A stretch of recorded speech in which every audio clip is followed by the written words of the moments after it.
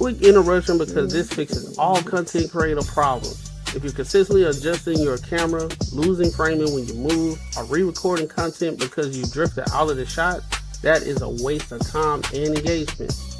I started using the OBS Bot mini camera and it eliminated all of that.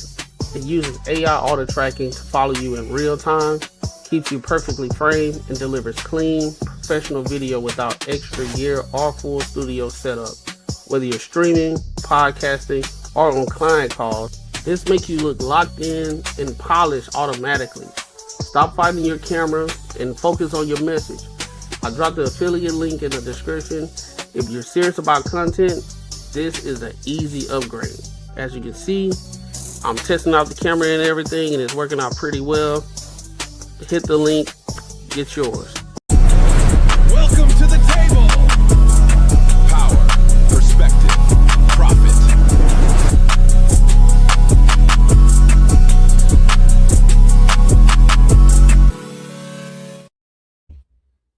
Yo, what up? What up? Welcome to another show, one of the dopest shows on YouTube where we talk about everything under the sun. As long as we get back to the money, real conversations and real solutions. I'm your host, Courtney, and I got my co-host with me, Macaroni Tony, Marcus Courtney, and Unbiasedly Raw. What's the word, fam? What's popping? Hey. New day, more motion. New day, new motion. I dig it. I'm with it, bro. I'm with it all the way. Listen, man, before we got a lot of topics to cover tonight. I know for some of the people who've been waiting, we got a little late start, but it's cool, though. It's cool. Appreciate y'all for tapping in with us and waiting on us. All right.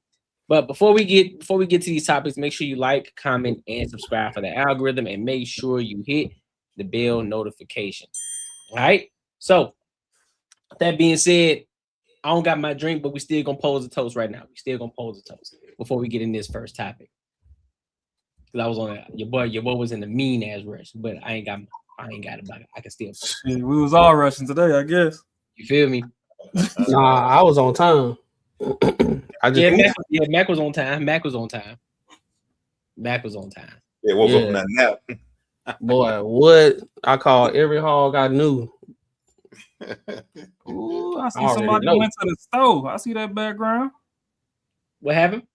I said, I see somebody went to the store. I see that background. Had to, big dog. Yeah. Black. He made about 3 trips to the Home Depot. He's like, dang, I forgot that. I made sure I had everything I needed.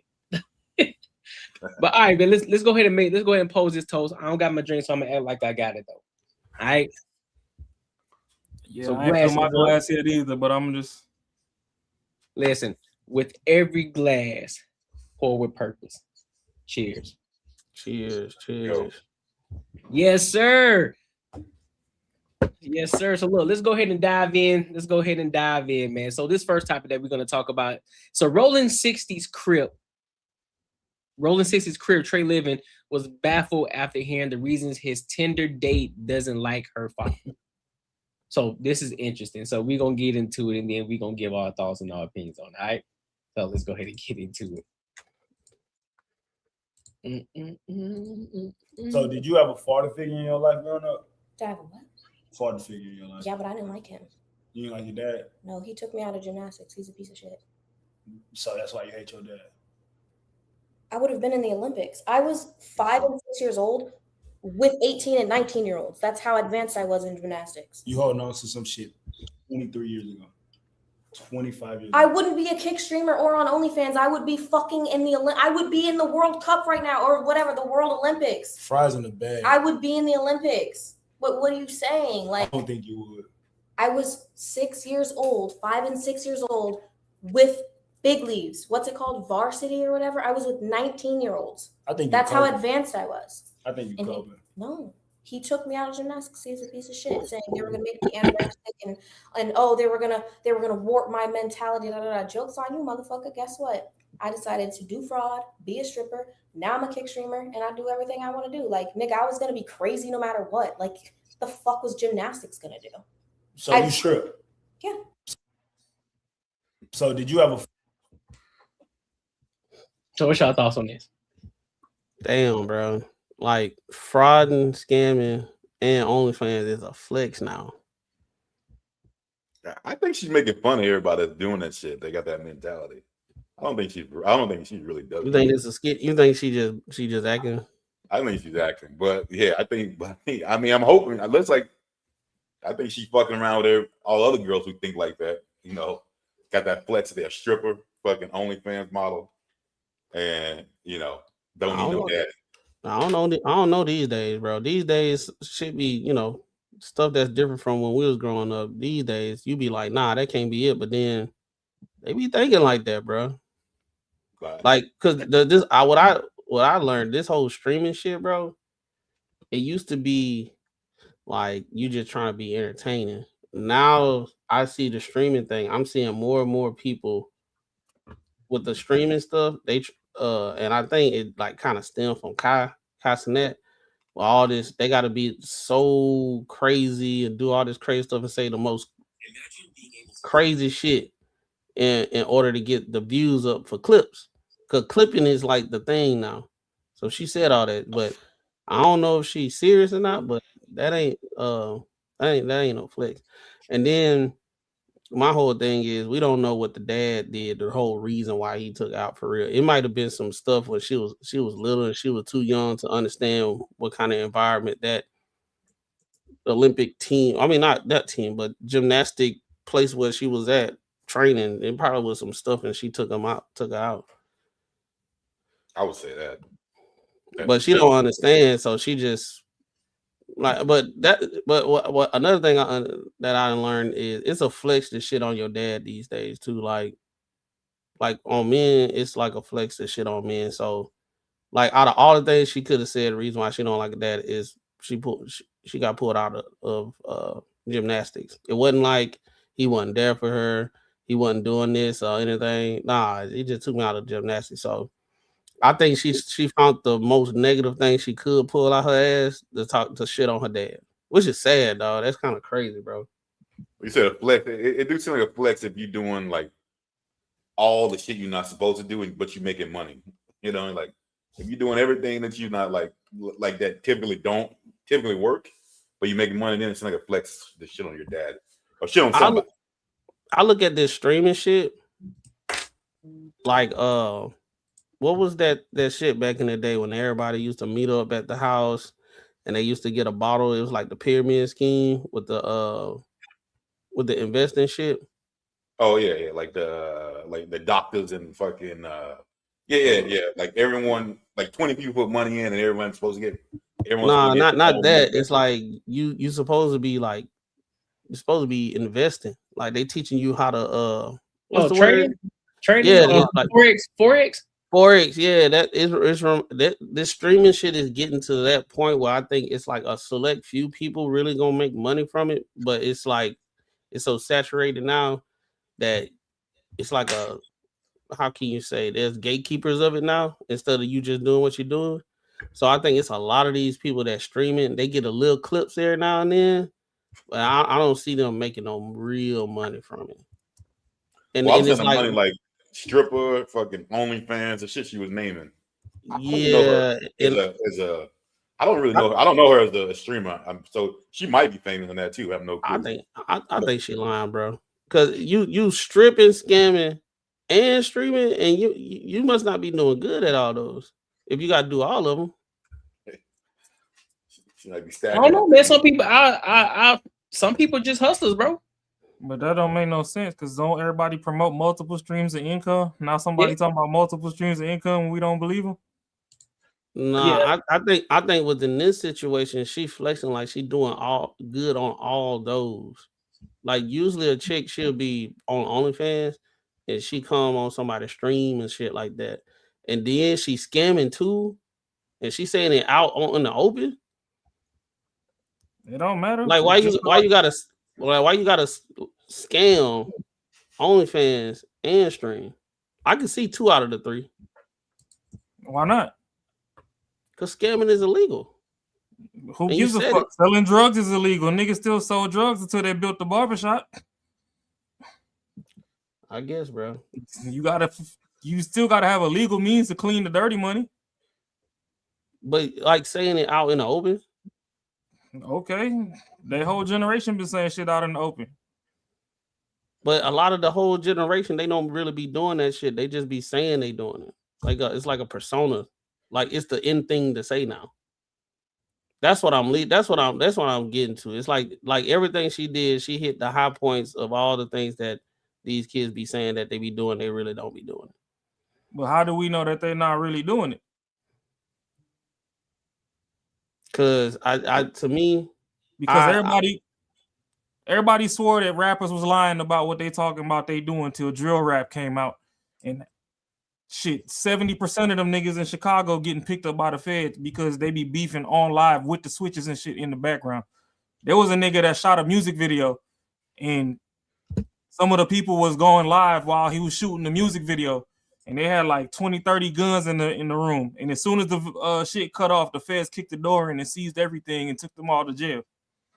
Like, I think it's a point where you just got to take everything with a grain of salt on both ends, bro. There are some people who do. There are some people who are legit, and there's some people who aren't.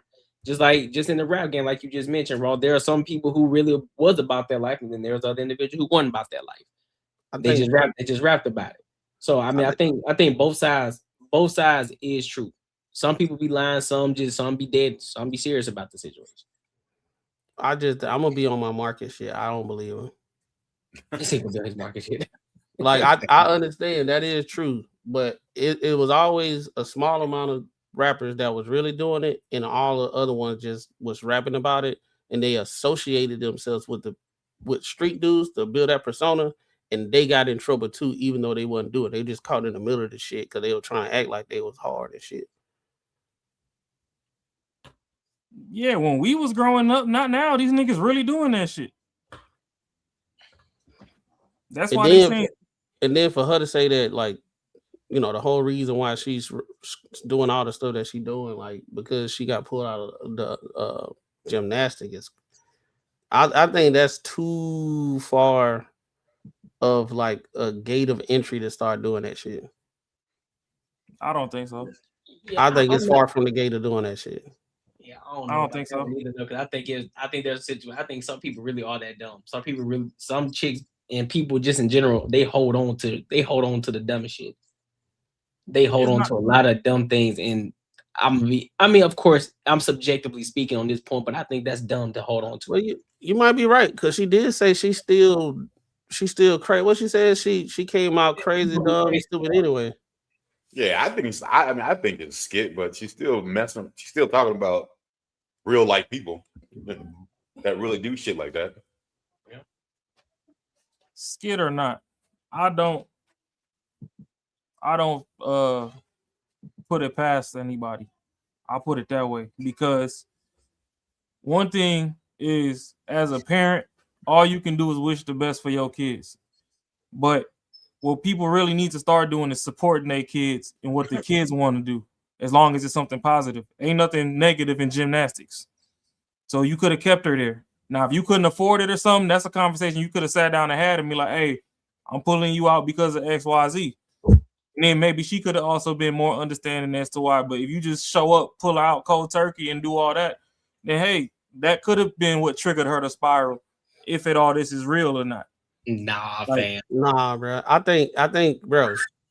Bro. She didn't get pulled out because it was just like some cold turkey. That's what y'all said. Could say no. I'm telling y'all some situations I've really seen. So she said it herself. She still came out dumb, crazy, and shit. So a lot of times, like, parents will pull you out of something if you're not doing what you're supposed to do. Are you acting bad and shit? And it's like a form of punishment. I think that's what happened. Because the way she said that she still turned out, that means unconsciously, like, the conversation, he probably pulled her out because she was misbehaving, and then she said she still came out crazy, dumb, and all that stuff. But gymnastics takes discipline. So why would you be crazy, dumb, and all that type of stuff in gymnastics? You pulled her out of what she wanted to do, and it was still something positive. She was fine.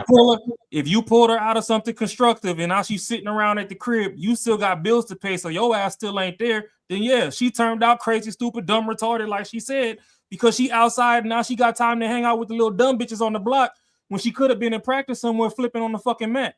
At 5? Nigga, I don't give a fuck if it was at 2. At If the 5, structure not there, it's not there. At 5. Listen, bro. In most cases, most parents have a reason for taking their kids out of a sport. It's Yeah, not just niggas go broke. Yeah, that could be a reason, but also, I mean, hey, if you ain't got the bread, you ain't got the bread. You ain't finna force them in there. But also, there are other situations where your kids just trash. They can't do it. There are more situations where the kid was just probably trash, and they're like, nah, this ain't your sport, big dog. We got to take you up out of here. This ain't it for you. And they figure something else out. That ain't always the case. Somebody just gonna pull you out. And regardless, it's dumb. You 5. There are many other sports that you can play that you can get into. You could have gotten into cheerleading. You could have gotten into something. But the key factor is performing with 19-year-olds. Yeah, you 5, and the key factor is you could have found any other thing to get into. So you gonna hold on to that one little thing, and you pissed off at your father for it. Come on, man. Macaroni already told you in the beginning, niggas don't get grace to begin with. So yes, I can see it. Yeah, she probably her mama. I'm on my Marcus. I'm gonna be on Marcus time, and I don't believe that shit. That shit sound. I get what y'all saying. It's possible, but I mean, you know, for clips and shit, just like how we reviewing it, I don't believe her. I'm pretty sure if her dad came up here and said what actually happened, most of them be like, okay, we get it. Yeah, cause we understand, nigga. Your pockets wasn't stretching enough. Mama wasn't dropping off at enough practices. You was paying for this shit, and you like, why am I wasting money if she barely showing up to begin with? Her heart was in it, so all she know is it got weaponized that you was the one that pulled her out, not her mama. Bro, how you know he was too broke to do it? She ain't saying anything to allude to such. She said she got pulled out. Niggas be broke and pulling their kids out. You got out of state. I done seen people get pulled out of sports for many of things other than being broke, bro. And she was 5. Well, I got pulled out of baseball for getting a D. I got pulled out of baseball for getting a D in class. So I mean, there's many reasons for getting pulled out. The coach sat you down, or your parents pulled you out? My parents pulled me out. Yeah, I got pulled so out. Then, if you wanted to hate your parents at that point, then that's on you. Because normally the coach will sit you down and be like, "You're not getting no play time till you get them grades back up." That's wild though. Why would I hate my parents for that? Because look, here's the thing. You a guy, you logical. That don't matter though. Regardless, it do matter. If it was already prefaced before, like, hey, don't let your grades drop while you playing this sport, and my grades still drop, I can't be mad at that. What am I gonna be mad at them for? Because you're a guy, you're logical. You get that. Y'all keep forgetting the factor that we talking about the opposite side of the street. They don't move off logic. It's just straight emotion. My sister got pulled out of cheerleading for her grades. She ain't hate my mom and dad. I got pulled out of the band because of my grades. I didn't hate my mom and dad. It was already set in stone. Hey, if your grades slip, you getting pulled out. I didn't see I didn't see so many people get pulled out of sports, clubs, all these different types of things because something was prefaced in the beginning for you to be in there. You know what's funny? Well, I commend y'all for having the maturity of understanding, but not everybody got that. Some of the worst parents they doing shit won't pull you out. They don't give a fuck. So they don't give a fuck. They let you stay in and just like you. Because some of them worst parents is only bad because they got bills to pay. Them bills still due on the first. They need to make sure that you secure somewhere. And that's where the coaches also need to step in and be like, oh, okay, you can stay on the team or whatever, but you not getting no play time or nothing. Don't let them grades is up. Matter of fact, you gonna go ahead and skip practice and do that motherfucking homework today. Yeah. So, I mean, we went from it took a community to raise a child to not everybody think that you just know the best for everybody. And teachers can't even talk to their own students no more because mom and daddy be up there trying to fight the teacher just to get some straightening in. So we already know that everything off kilt.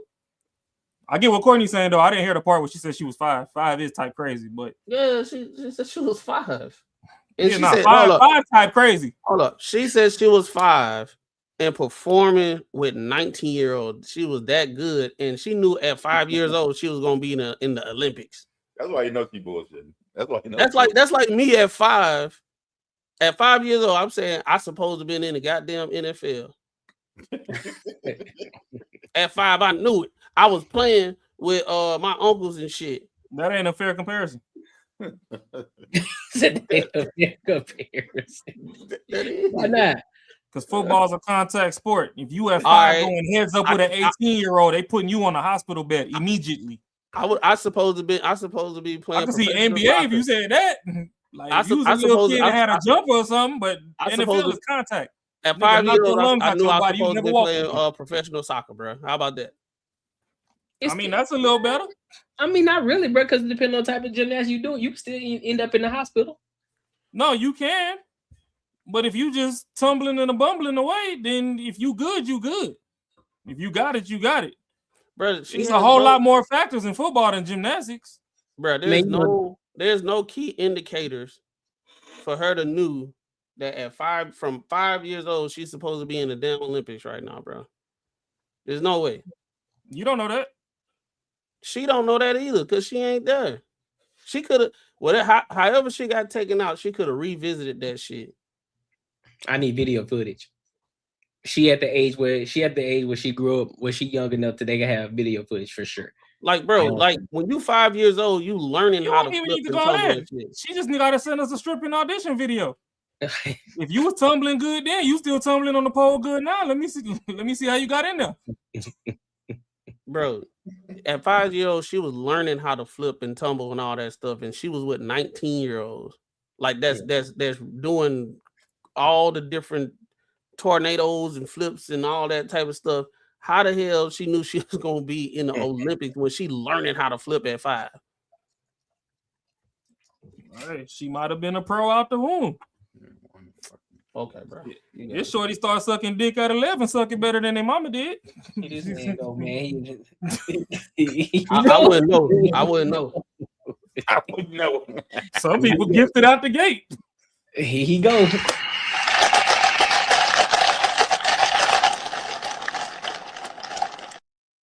I wouldn't know.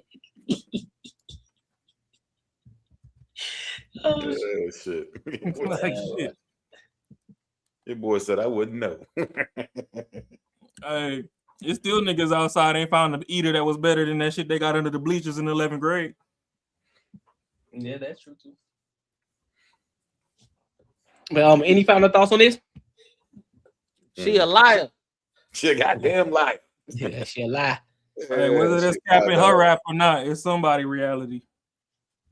Just remember, as fathers, it's a thankless act of service, but still always do what you can for your kids. If they hate you or not, that's on them. You still put your good karma out into the universe. It'll come back around. Type shit. Even if they love you when you gone, they gonna love you one day. Type shit. Type Yes, shit. All right, well, make sure y'all like, comment, and subscribe for the algorithm. And Everybody cold in Little League.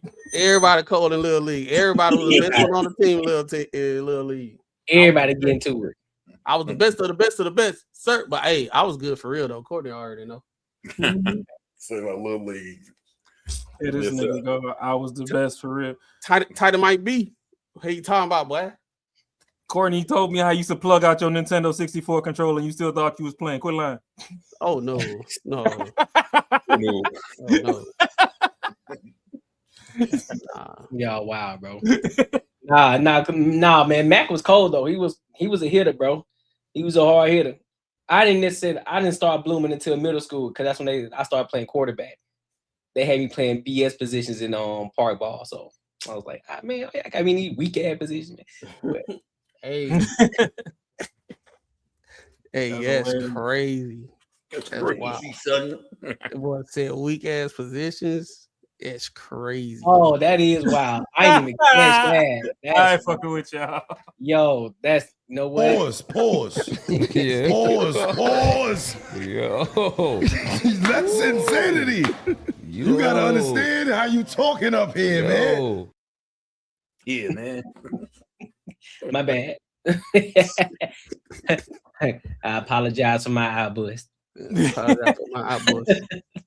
That's what Courtney said. Hey. Hey.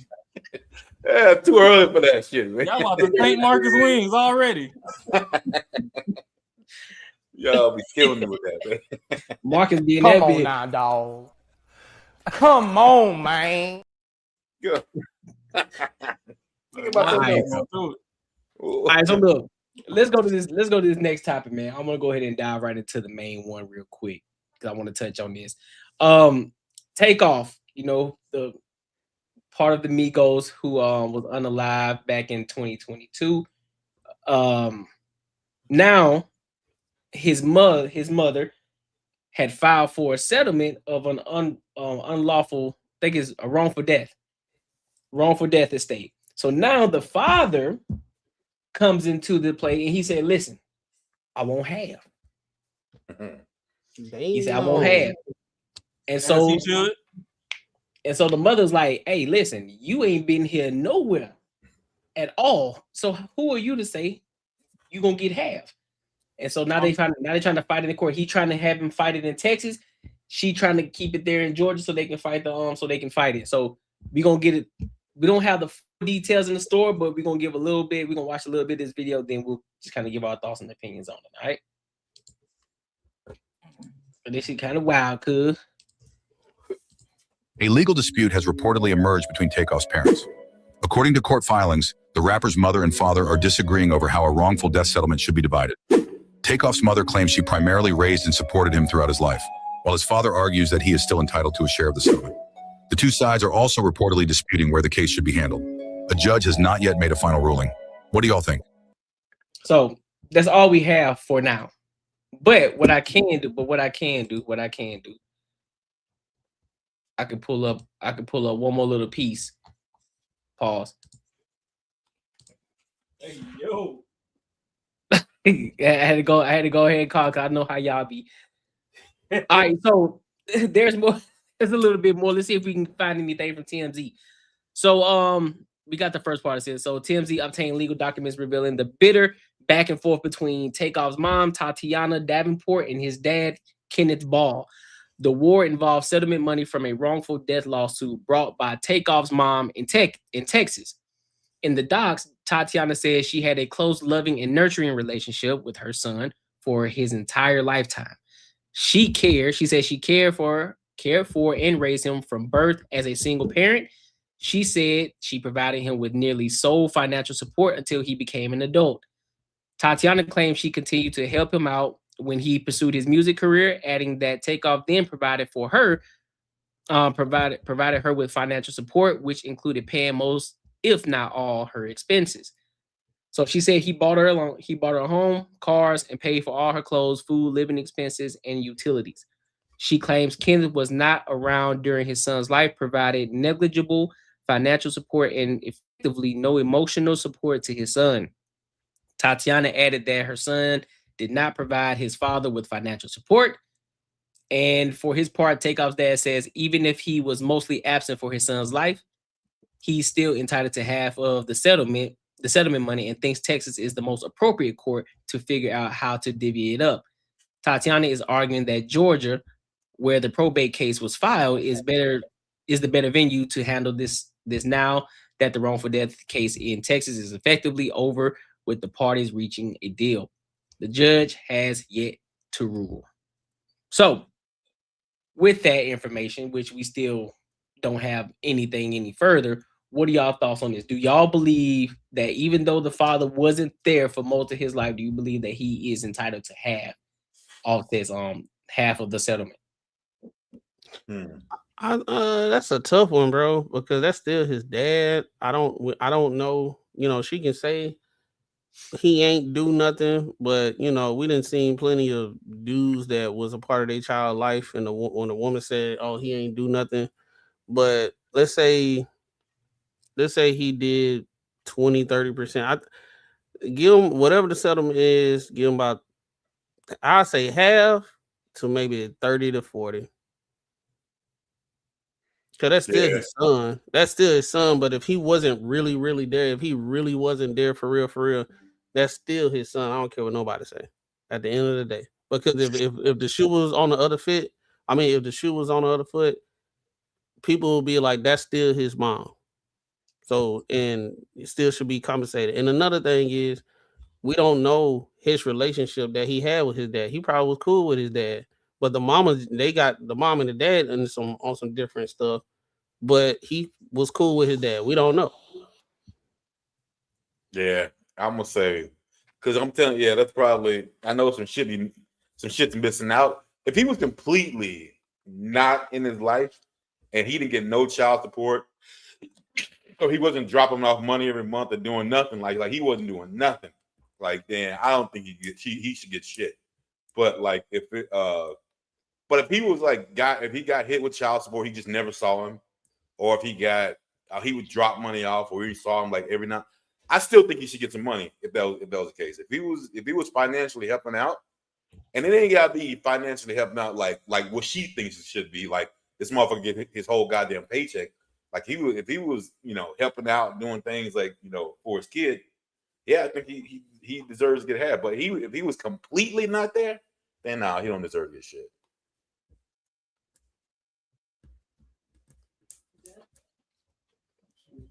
It's all about the money these days.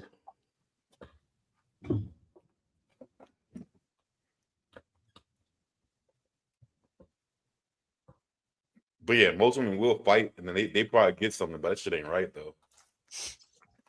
I'm gonna say, I think I'm with Mac on this one.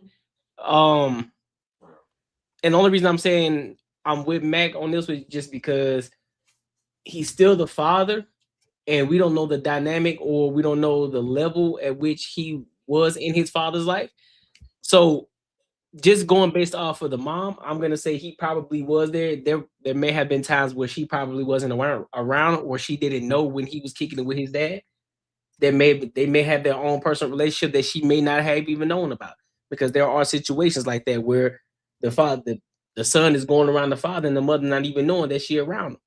So I think even in that, I would say 20%, 30%, and call it a day.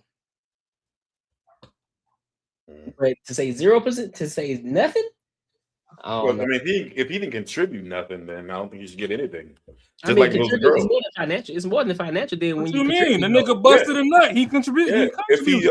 It'd be the same thing. If a mom dropped her kid off with her dad, with the dad, and she never came and did shit, and then once something happens, got some money, she came her ass around, she don't deserve shit. I'm saying no. Even if he didn't give a dime, but he was around, yeah. I'm saying if he was completely not there, like 100% not there, then not. Yeah. But if he was there, he did something.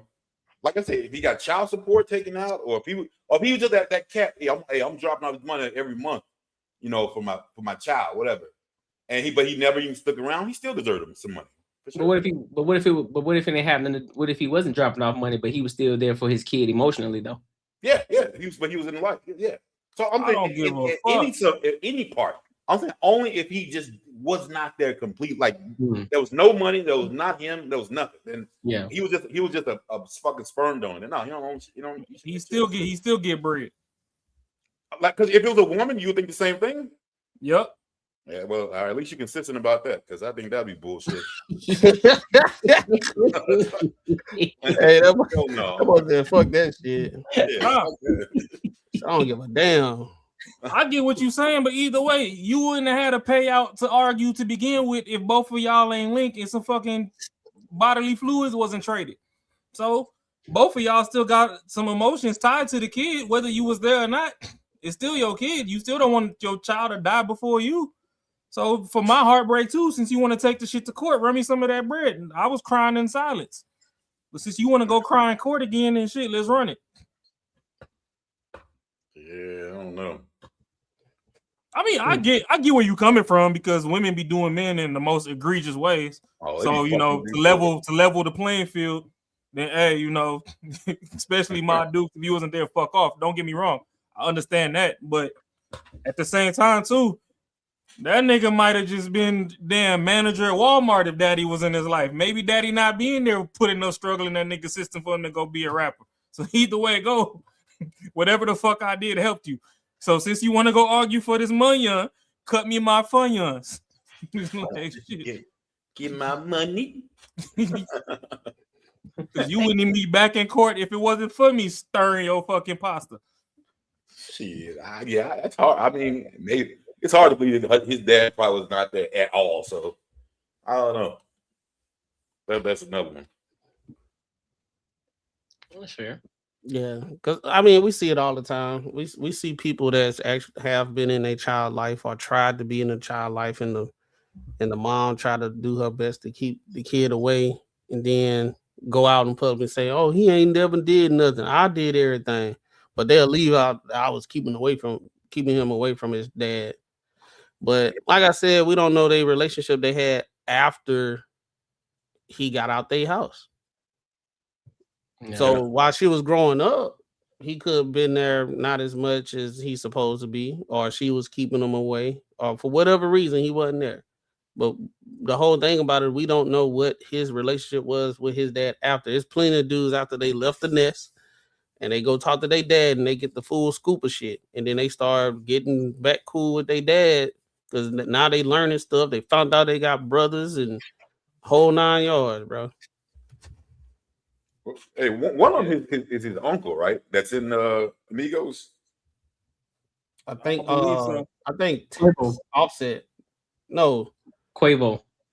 his uncle, yeah, his real uncle.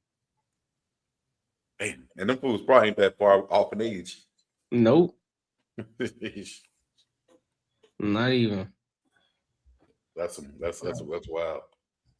Nah. Hey, that's some funny shit, bro. When you run some cat that's young, hey, that's my uncle. Yeah, but we had somebody like that where we live, man. The kid was at the time the kid was like 6, and then the nephew was like 20 something. Like what? Hey, I got a question though. Since we on the topic of liabilities and who liable to get some shit. Mhm. So technically, whether you know your parents or not, if they sign your birth certificate, that's your parent, right? Yeah. You know how like if somebody died, like let's say your Ma Dukes or your pops or something pass away, and they got like outstanding bills or whatever, they try to throw that on your shoulders. If you could prove that they was never around, would they fucking dismiss that shit, or you still just on the hook just because they on your birth certificate? That's a good I question. think it's one of like what kind of proof would be shown that he was never around? That'll be kind of hard to prove. I mean, shit, me and this nigga ain't ever shared the same address. I don't know. I could send you bills from the last 10 years. He ain't never had a bill come to this address. But he could have sent money to help, but it was all cash or whatever. So then he was not around, nigga. Don't put that nigga damn 400 credit score on my head because he gone. What I'm saying is a lot of times when people be having kids, they just be smashing and they live in 2 separate households or whatever, and they had a baby and they don't get back together and everything. But he could have been there. They just live in 2 different separate she probably had full custody. Like it'll be hard. What I'm saying is it'll be hard to prove because the scenario of what we don't know. She could have tried to keep that man away, right? They And keep the motherfucking bills away if he gone. That's what I'm saying. It's pretty much the yin yang of what like Marcus was saying. Like shit, if OG wasn't there, then I don't see why he should pop back up and magically get paid. And then he was asked, if it was the mom, is it the same way? And I'm like, yeah. I mean, either way it could go. They still went half on the baby. But on the other hand, if we're gonna do it that way, then shit. If I ain't never know this motherfucker and he passed away, stop sending the bills to my house. I don't know that nigga why y'all trying to make me take over for what the fuck he had going on. Yeah, I don't know if you liable to pay for their bills. Ain't my shit. Well, I know if they pass away, then creditors and stuff, they will come. I got a homie right now going through that shit. I don't know how he did it, but he on his last like 20K stretch to pay off. Wow, they got him. I would be like, hell, I ain't paying for that shit unless you kept something. Oh, like my mama, I would have did like this. I'd have did the same shit, but I'm like, ooh. Yeah, unless they had a car or something, you took it. Then all right, maybe that. Yeah, if that motherfucker had some bills, I ain't paying that shit. Yeah, no, that shit. I don't know what kind of bills it was. I ain't get into Buddy's personals, but I discovered that. I'm like, okay, that's wild. So I'm like, shit. I know. If it's gonna be a trickle down, it should trickle up too. I know it used to be some myth back in the day where if someone died, you can like, then they had to pretty much fork over if they had a house or a car or something. Then they kind of like, kills the debt. And that's straight up bullshit. Oh yeah. I don't know. This shit just wild. That's one of them hood myths. I mean, it might have had some facts to it, but they just know how to portray it to us. Now I know what it was. It was someone died and they take the car and they just flip that VIN number, or just be riding dirty the whole time until somebody did a repo man actually find them. No, I mean there's that too. Yeah, you're right. That's they were like, hey man, no, this car mine. But I don't know, the way women be so hard-headed nowadays and so adamant to keep people away from their offspring and all that. I'm riding with Pops, man. Run me some of that bread. I mean, yeah, I think that's the only people that they can 110% control, and they have to listen to them. Are kids. They got to. So I mean, yeah, they don't want you to have no input into them at all. Yeah, it's all bullshit. The crazy thing is, what's that girl? The lady that said she wouldn't date a bus driver. She like a lawyer or something like that. Oh, I know you're talking about. I forgot her name. She getting paid to promote women, single women by choice. She actually telling people to buy sperm and all that stuff.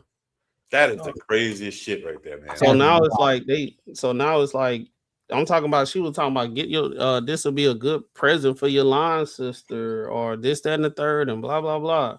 So now it's going to be one of those things where I can see this going to be pushed, and it'll get to the point that it'll be normalized, like all the women freezing their eggs and stuff. But this right here, you'll have all these women that's by choice, single moms by choice, but they'll still say men ain't in the picture, men ain't doing what they supposed to do. Even though you purposely took the man out the picture and you got some random dude sperming. Bro, you see it. You see, if you watch any of these other shows, like these rich fucking people shows, that they do it all the time. The chick got broke up by some dude and they want to have another kid, and they think they have parties about this shit. Having having parties where they got like this big booklet of fucking dudes that they get to choose their sperm and shit for the kid that they about to have, and make it like a fucking party.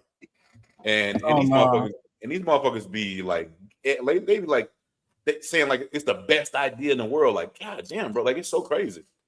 I mean, shit, I'll donate them a kid, but I need the guts. Old fashioned. Yeah, we gonna make them the natural way. Shit. And I can just sign away my rights on the back end. Yeah. Shit, that I wonder how much that good grade A sperm going for these days, a big old specimen. That shit sound lonely, bro. That shit crazy. Like, damn. Buying random sperm. Bro, that's why if you watch I used to it's a fucking entertain me a little bit. I used to watch some of the Kardashian shit. So what's her name? What's the one else with Lamar? That's Chloe, right? Chloe, yeah. Yeah, so the last kid she had, she didn't have it with Tristan. She had it with she had she did they had a surrogate that did it, right? Mm-hmm. And now she thought it was a good idea because she's want to have another kid, and it wasn't like they didn't do it together. And she was talking about like doing the whole thing, like how she wasn't even bonding with the kid because of some certain kind of type of shit. So it was all just like, you know what I'm saying? All just like, arm candy and just way they feel at that time, but almost like a goddamn dog that you ain't like liking as much. You like give them away or some shit like that. But obviously the kid stuck with you. So and since they're on TV, they're not gonna just go ahead and return the kid. Man, so that kid's be humping on their dog. Shit. Yeah, we ain't gonna get into the dark side of the internet, but they be humping on them dogs. Yeah, goddamn dogs. Yeah, so motherfucker got 2 male Rottweilers and shit running around the house, and every time you come, they barking and trying to tear you to shreds. That's because the dog's telling you that's my bitch. What the fuck you here for? Get the fuck out of here. Killer dogs.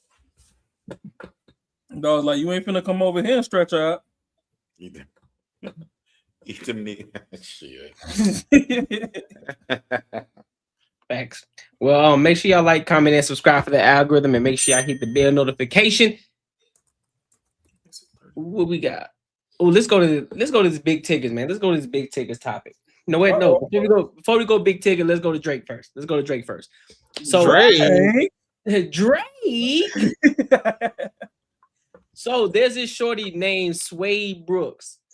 So she talks to I think she talks to Bunny XO about the viral 2022 yacht photos with Drake, opening up about what it is like dating him, revealing things that got scary toward the end after receiving what she described as alarming messages, and addressing whether his leaked video was actually real. So we're gonna dive into that topic, and then we'll give our thoughts and opinions. Because this one I forgot about this one, so this one be pretty interesting.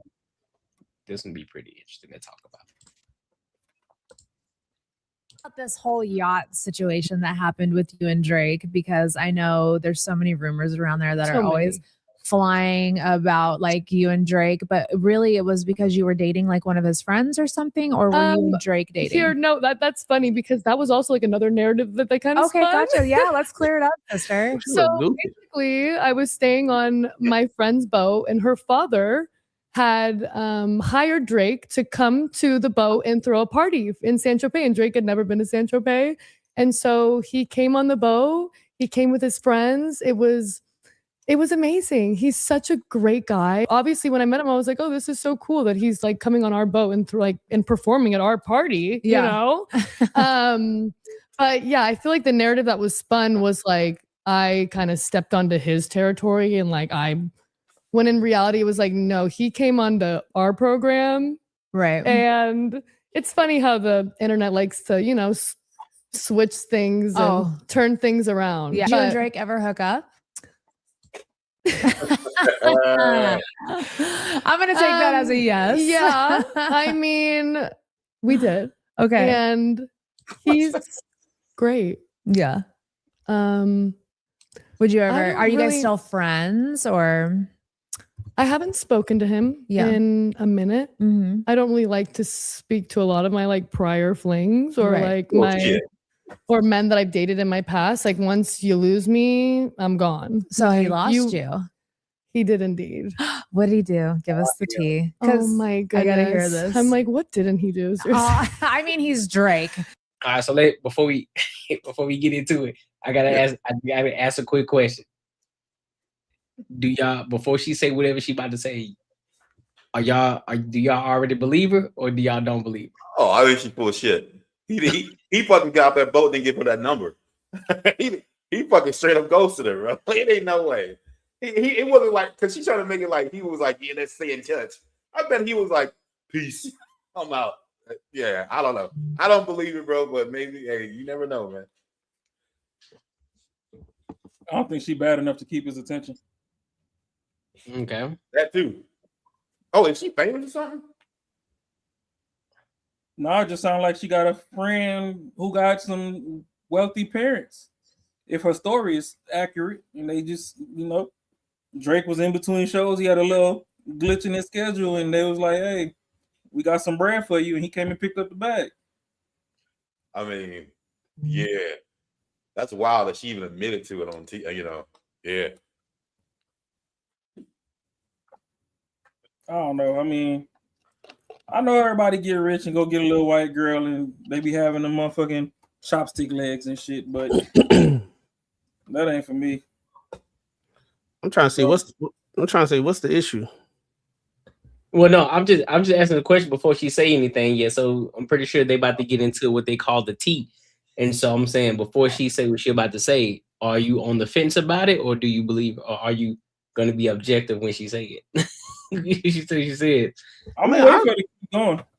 I ain't gonna lie. I'm tired of these random ass unknown chicks that hook up with a celebrity getting camera time to talk about just regular human shit of getting together and smashing. I know. Oh, go ahead. No, I'm like it's like it's like that's the thing now. It's like the talent level of these type of, I ain't talking about all women, these type of women, they don't have no talent. All they got is to talk about they experience with a celebrity dude. That's it. And then they get booked for shows and podcasts now and shit just to talk about, did y'all have sex? Well, and then it's just she gonna say the regular shit, like they talked and then they smashed and it was all good and nothing crazy. Okay. He doesn't strike me as a man that can have like a solid relationship, you know, because he's Drake. And he's also just like so talented and so busy in what he does and lives like he lives such a big, fulfilled, busy life. That, How long did you and Drake date?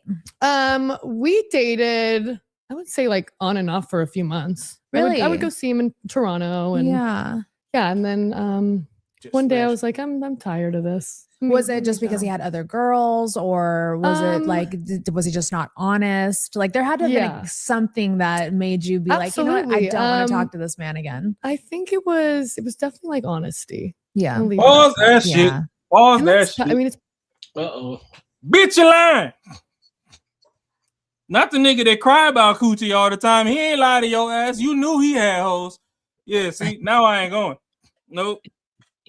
Yup. She lying. You said I ain't going now. You a liar. Come on, bro. I think if you got a nigga that was signed to Young Money, a nigga that rode with Wayne. We ain't even gonna talk about all the bitches that was pushing his wheelchair on Degrassi. We talking about a nigga that was hanging out with Wayne. You thought he wasn't putting in pain in some bitches? You thought you was the only? You was the only? Nah, let's stop it. Only that's wild is that like you was mad that you wasn't bad enough to keep it exclusive. That's what that was. Yeah, she thinks she's the one that cut it off. that's wild. I mean, just say he did give her the number. They hung out in Toronto, cool. They're fucking around, but like she really thinks she's the one that ended it. Like, just because a motherfucker, if he ignoring you and he's fucking only hit you up when he needs you to come over, that ain't you fucking letting him go. I don't understand what the hell you doing. That's him like you ain't important for her own flights. That's crazy. You know in her mind she think like, yeah, he missing out. He really want this. I'm done talking to him. He probably didn't know she stopped calling him. It's pretty. He probably just found out right now. Nigga, that's DiGiorno's, nigga. That's what you call when you in between Domino's money. That's a little freezer bitch. You keep on ice until you need something to thaw out for the night. She might be one of those chicks that date guys that make that much money because I guess she come from money or something like that. So, but I doubt she is lying about that though. But you saying that the reason you cut it off with Drake is because he lying. Drake barely lying his music. He tell you that, oh, you know, I cried over the pussy for 2 days, but shit, fuck it. Monica was on the way anyway. So bye.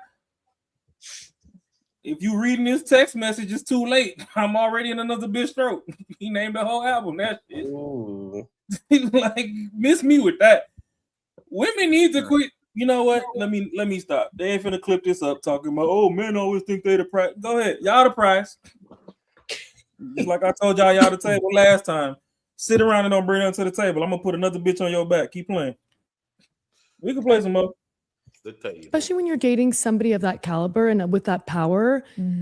When we did end things, I was very scared for my safety and for a lot of things for a long time living in LA. The things he said to me were very alarming when I was 21 or 22 at the time. And when you hear those things said to you about coming from the most powerful artist in the world that has so much power and can do things the unimaginable within the snap of a finger, it was very scary. Come on. Come on now, dog. Come on, man. Hold on. Let me just say something real quick. See, this is the thing though. A lot of times, I don't think in a lot of situations chicks be lying. I don't think, but what does happen? They leave out a lot of shit. So if she was like, if he thought, if I can see it playing out like this. If she thought it was more than it was, and it wasn't, and then he, dissing or whatever, and she was like, "Yo, I'm gonna tell everybody what kind of fucking who you are and all this other bullshit, what kind of fucked up dudes you are, and blah blah blah blah, and all this type of shit under the fucking sun." Then he was like, "I'll get you fucked up," or saying some shit like that. So she gonna leave out all that shit she said to make him say that, and then instead of making everyone think that he's saying that because or whatever she's alluding to is because she left him.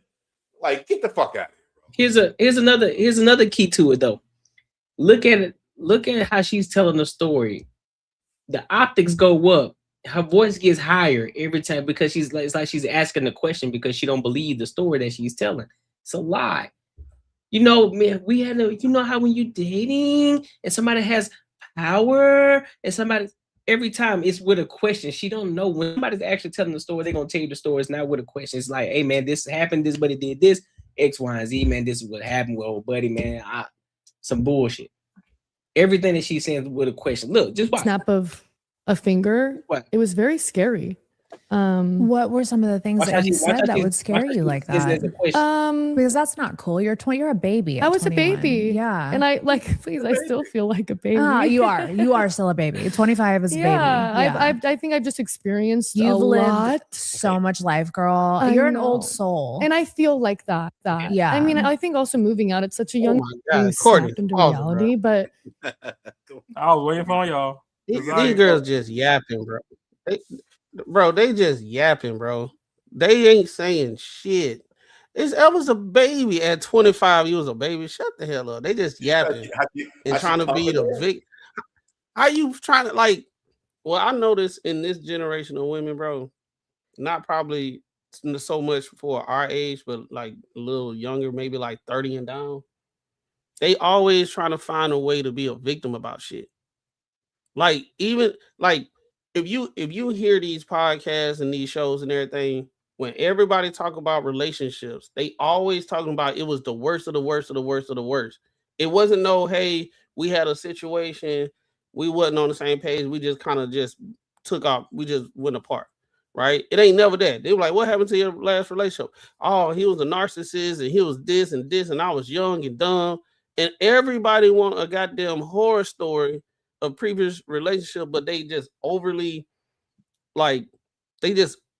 put 10 on whatever happened. It could have literally been something simple. Y'all background, this person was a family oriented person. You wasn't, y'all couldn't mesh well, and y'all kind of just went y'all separate ways. It's like, well, he had a big family, so his family didn't like me, and he was controlling. They used to misogyny and the patriarchy, so I had to go. And they always using these labels to describe shit. So now it's like one of these things where when they can't even have a regular conversation without putting some type of psychological label or label on something because they got a negative connotation, so that it's so bad that now you the fucking victim. Like, this shit is stupid. They just up there yapping. Yeah, you were a baby. Yeah. 25 years old with your legs in the air with Drake, but you a fucking baby. I mean, I see why they don't need ass across the street. She got good thighs. Well, them ain't no thighs, bro. It's some smooth chopsticks. They still chop. I was just about to say, them things look like some damn chopsticks, bro. They still chop. Them the ones you like, I don't want those.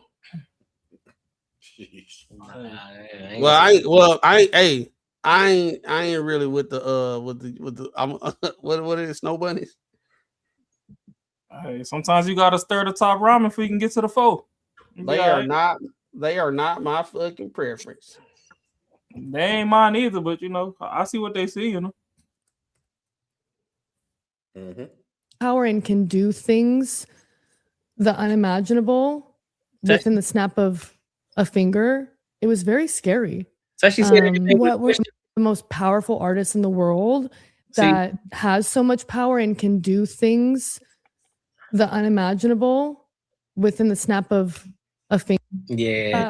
I think I've just experienced You've a lot. lived so much life, girl. I You're an know. old soul. And I feel like that. Yeah. I mean, Also- I think also moving out, it's such a You're an old soul. They got a fuck the old repertoire soul of shit part. to say.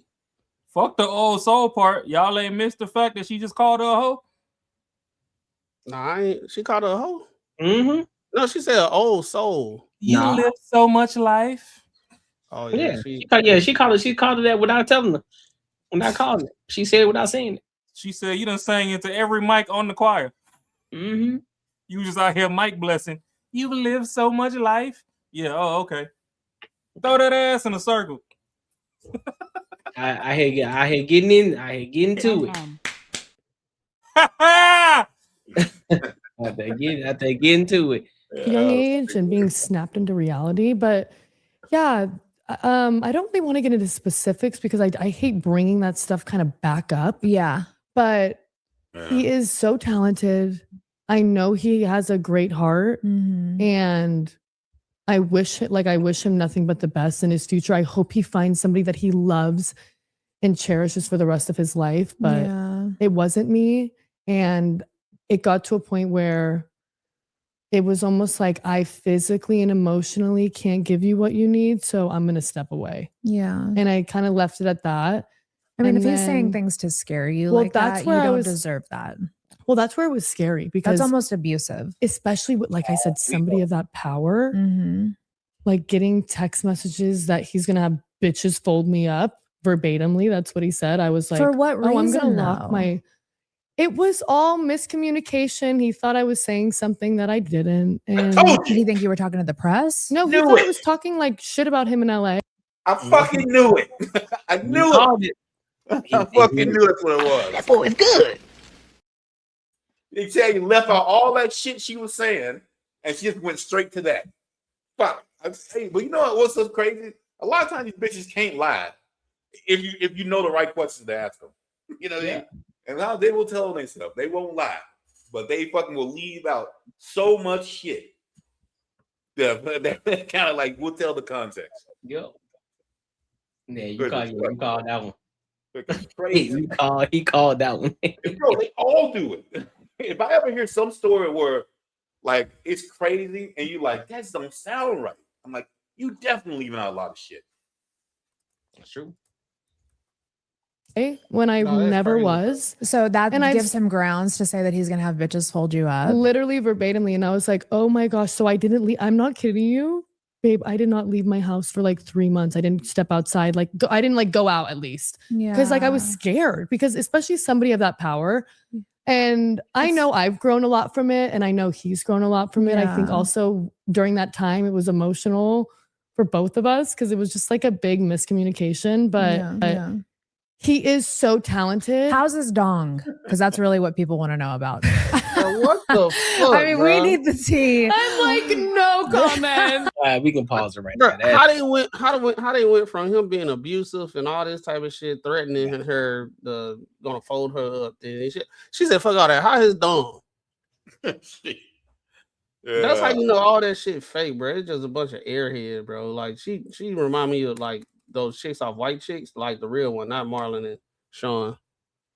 And everyone thinks it's messed up that Jelly Roll filed for divorce and shit, but I guarantee that's how she is. And like, I bet she's one of those ones that like you go to a party or something, whatever. She's talking to everybody. She's all over, like saying inappropriate shit that most dudes would be like, "Whoa, chill the fuck out!" Like the life of the party. I mean, I'm sure that's why like he was. I'm out. Because I don't understand. Dudes don't like chicks like that. That's right. Well, at least some dudes don't. No, I think I'm with you on this one, Marcus, bro. I just don't believe a lot of times. I just don't believe a lot of these conversations that these chicks be having, man. What's good with you, especially on these podcasts? A lot of them they get on these podcasts, and of course they want to spew BS on people's name just because it's a big name, or they want to try to get some clout behind a person's name. It's like, man, if you really don't have nothing, just be real about it. No, I ain't got nothing. I'm not gonna put nobody's information out there. Ain't nothing popping off. I just wish them the best. Do what you do. Now you just trying to allude to some BS. Oh, well, time out they're gonna fold me up, but yet you don't want to put out the information of what got to that point because you said something that he took the wrong way. You didn't want to tell us what you said though. Like, nah, we good. Don't do Left that. the whole part out. Right, like don't do that. Don't leave out nothing. Tell the whole story so everybody can get the full context. Don't do that. If we can see that, bro, it'll be like if I was like, man, I like this girl, like this Kelly Rowland type chick, all on my shit, bro. But I just couldn't give it a time. Y'all be like, man, you full of shit. Like you're like, you are full of shit. Like, get the fuck out of here. Nah, you are not. And I'm about to keep looking at you like, why you don't believe me, man? That's fucked up. I'm telling the fucking truth. Like, cause I live in fucking reality, man. It ain't no way that girl. She is not like on the level of a dude that's like a Drake. The chicks that he could pull, and just to be like I'm like half the shit that's coming out just don't match up, bro. Just don't match up, man. I agree. Yeah, I ain't going for all that bullshit she talking about. And I mean, shit, maybe half the story locked behind the NDA. So she's trying to still create a story while not violating the signature she left on the paper. But all this, if Drake was gonna have your ass beat, you would have had your ass beat. I ain't going for all that bullshit she talking about. Yeah, I think they just trying to get some clout, man. Just so people Bro, know. all the conversations be the same, bro. Like anytime they start talking, they get the real shit out, which is the real shit. You heard in the beginning, that's what happened. Heard how they met and all that happened. When that girl started asking questions to try to get something more exciting, she ain't have none. So she had when you're not being descriptive and you just being very, very like broad, so it'll lead so people that's listening is up to interpretation for their own mind to go straight to what everybody's been primed to think when those words are said. That's basically what she's doing. So she don't have to actually lie, but she being so broad. Because when you heard her, she was saying that it's just scary having been with somebody that got all that power. And then that girl just came in. It's like semi-abusive. Like you working your ass off and becoming like a rapper and like being successful, and you got a lot of influence. Now you just automatically label abusive. Yep. And you chose to actually be with this person. You chose to get with him. Like if you thought you already knew who Drake was. Everybody knows Drake for who Drake is for such a long time. Everybody know Aubrey Graham. Like everybody knows his ass. If you already knew what kind of influence he had, so now you with him, now you talking about, oh, it's scary, right? But then you wish he was a great guy. I wish him the best of luck. It was just a misunderstanding. And then she went back to talking about, yeah, but it was scary. Now, this is what I be talking about when these girls be like, they be trying to get dudes caught up and dudes don't even do nothing, but the stigma currently right now, like I said, anytime you break up with somebody or you no longer with somebody, they always make the situation bigger than what it really is. Yep.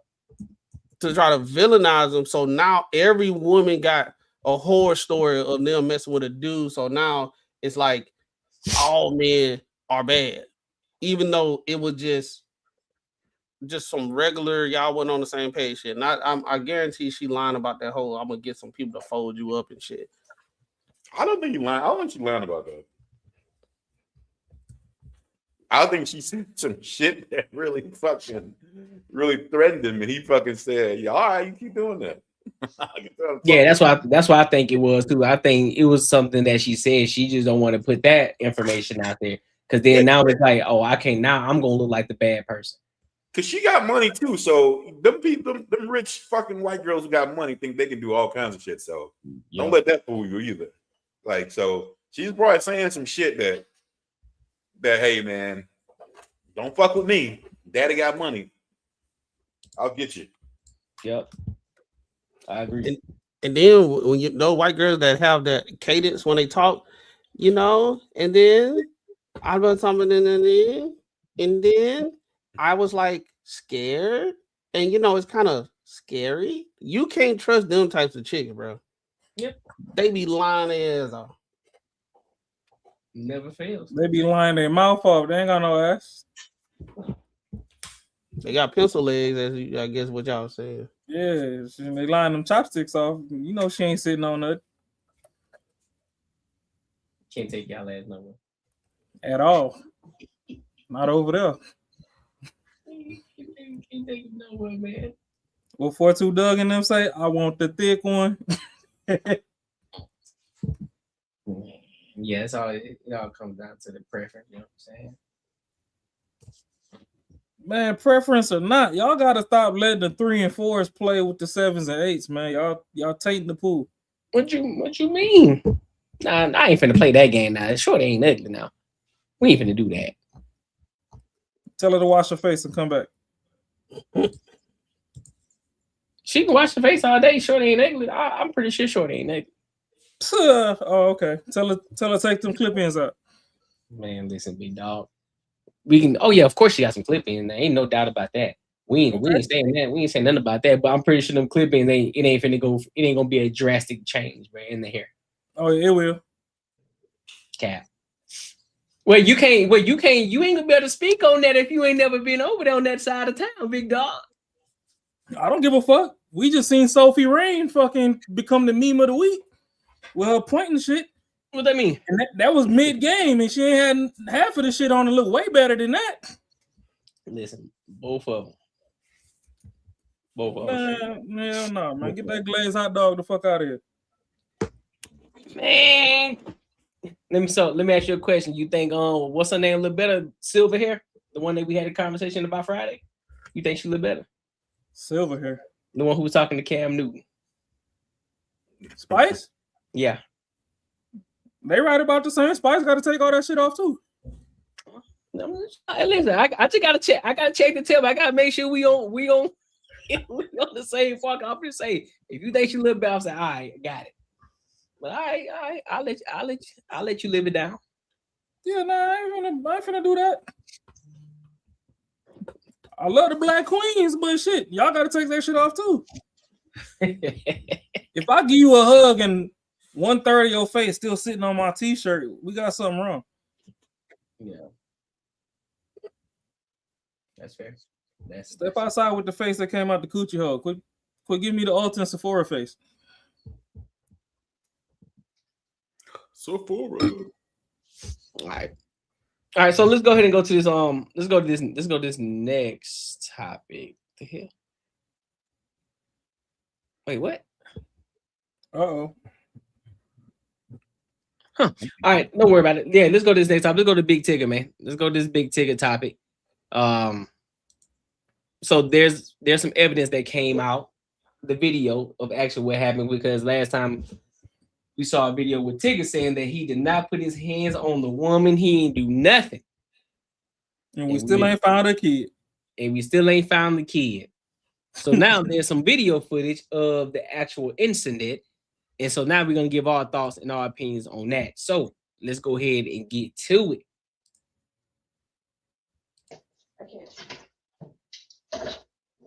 There you go. Never plugged it back up.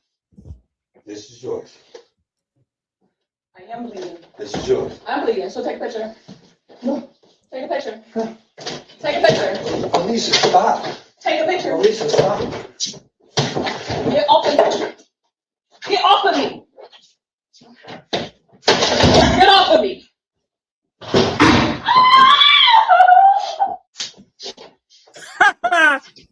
It's like she had something.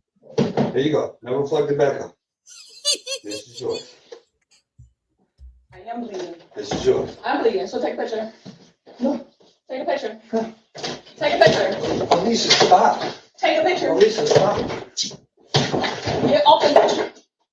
Get off of me. What's that, my nigga? Turntable? Get off of me. Look like it. Busting her head. Yeah. She was definitely trying to take some of his shit. Oh shit. Yeah, she was being petty. She would like take a picture. So I guess she would like take a picture because you ain't finna see this shit no more. Yeah. Yeah. I'll put it like this. I'm not going. I'll put it like this.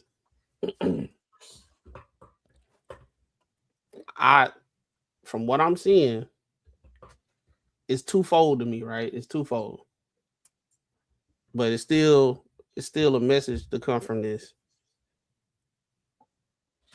It's her fault because she was grabbing shit that ain't hers. And as you can see, he was like, this is yours. Take it. For whatever he got. She wanted to get something and she wanted to be controlling or whatever. And he tried to get his shit back.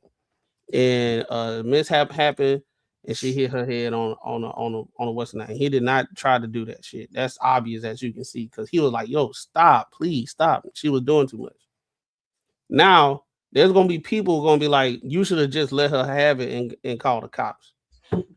He could have did that. Or you could beat a bitch ass. But where does the buck stop when it comes when these situations happen? How far do we gotta go to protect our shit? Like, men gotta protect their shit. That's his shit. I should be able to take my shit back. But if it's to the point now that just because she's a woman, you just gotta do this and let her take your shit. I get it. It's gonna be a one-sided situation, and everybody gonna feel sorry for the chick or whatever. I get it. You know, the women, they gonna watch this and be like, he should have just let her have it. Why you doing it? But at the end of the day, that's my shit.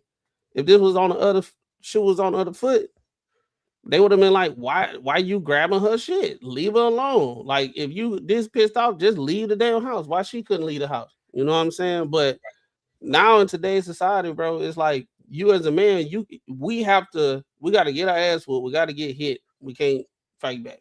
If they trying to take our shit, we can't do that. If they busting windows out the car, we can't do nothing.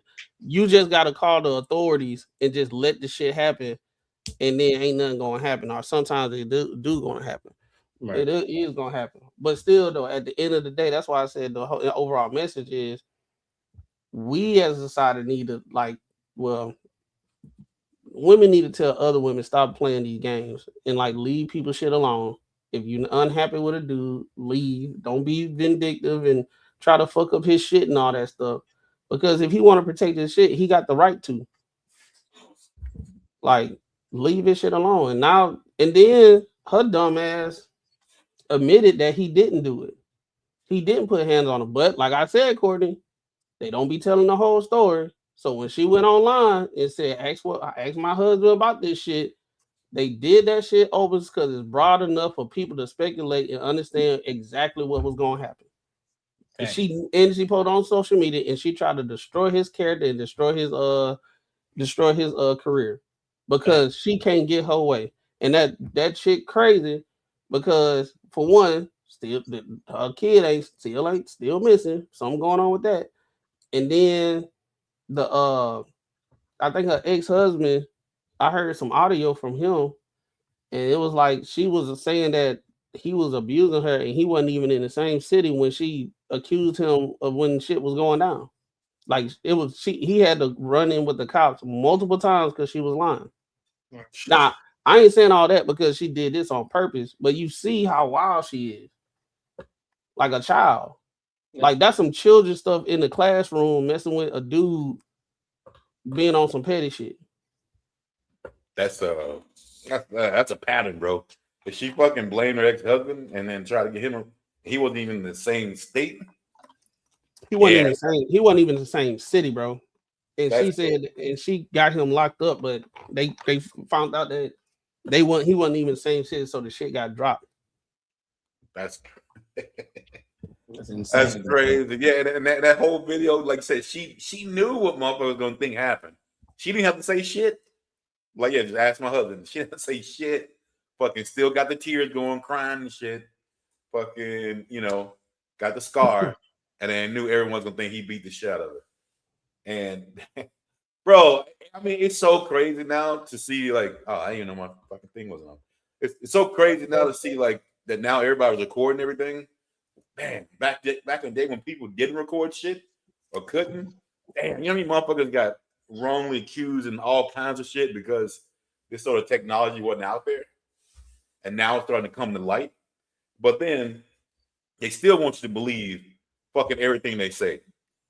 Which, I mean, the thing is, bro, it's still going full force with this, them starring shit and only telling half of the story. Like they gotta understand that there's fucking video out here for everything. But no, another thing you said that is true, Macron, is that there are going to be people saying what he should have did different, which is crazy as fuck to me that people even think that way. It's like someone is the aggressor, someone's doing something else, and just because you're stronger than them, you should be the one with the restraint, not them, and you should be the bigger person and walk the fuck away. Like it's crazy. You in the wrong for protecting yourself or your shit. Yeah, your shit ain't worth it. That's very, and literally thinking they think you should think, hey, your shit ain't don't matter what the fuck they're doing, but since you're the stronger one, you should be the bigger person and walk the fuck away and let them do what the fuck they're doing.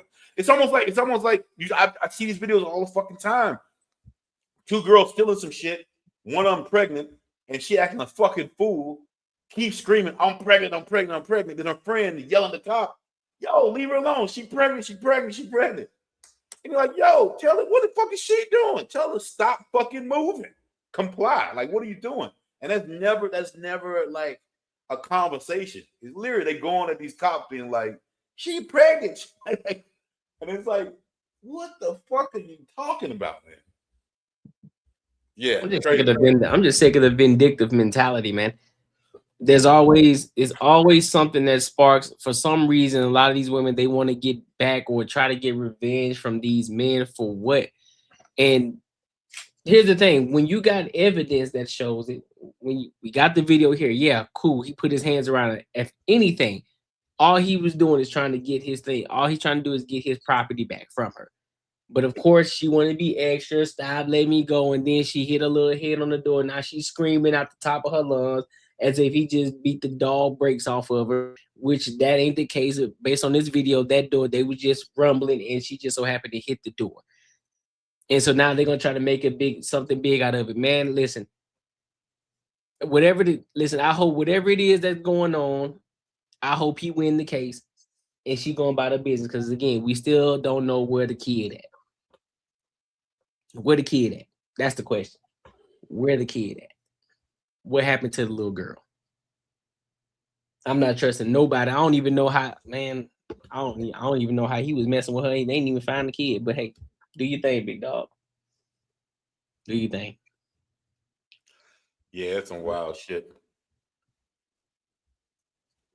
But any final thoughts on it? Man, do a background check, dog. No, I mean, I don't really got much to say on this because clearly we see Shorty bugging. Like, he got his DJ equipment and stuff there. You trying to snatch shit off the table and whatnot. Like I said, if he ain't have a Ring camera, bitches get beat for less. As much as they hate sounding like, oh, hey, Raw always talking about, I don't give a fuck what I'm talking about. Y'all want the old school love back. Y'all forget that Pawpaw used to beat on Mama. Take it down too. Some of them scars that they showing, you talking about, oh, yeah, this is from an injection. Nah, they were shooting at each other back in the day. He had hands, she had a gun. It was up in the house. It was Mr. and Mrs. Smith back in the day. So him simply just trying to restrain her and she acting like a damn toddler, like I tell y'all all the time, pick your favorite toddler and rock out forever.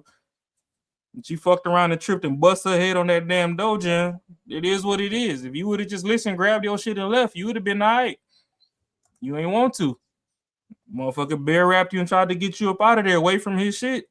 You cracked your muffin top open and now you trying to make it look like it was WWE going on. Get the fuck out of here. I ain't got time for this shit. We ain't entertaining bad behavior this month. Jordy need Jesus. That's why I leave it. Go find your kid. Mm-hmm. You got a missing kid. Go find that. How about that? That's a fair point. Yeah. It's just sad that this type of thing has happened so many times, and I'm glad men are waking up. I saw a guy a woman was doing something similar. He was trying to get custody of his kid doing the exchange at the police station, and the lady assaulted him when he grabbed for his daughter's hand. Right? He got a 360 camera, and every time they do the exchange, he record. The crazy thing is the police saw the video, and some of the police still was saying that he reached out for her, but they did a full investigation of inside the building. This is inside the building of the police station, and he grabbed the little girl hand and she punched his arm out the way. When it's his visitation where she's supposed to be giving him the child. So y'all gotta, when y'all in stuff like this, y'all have to record, bro. Y'all got to freaking record, because that is gonna save y'all, and that's what's gonna get y'all custody of your children. All this stuff when women be like lying on people and overhyping stuff because there's no evidence. Y'all need to protect yourself. I ain't talking about the men that's actually doing it. I'm talking about the men that ain't doing the shit that these women are saying that they doing. If you actually beating up on women and shit, y'all tripping. You done. Oh, I thought you want to talk about the one where they're outside.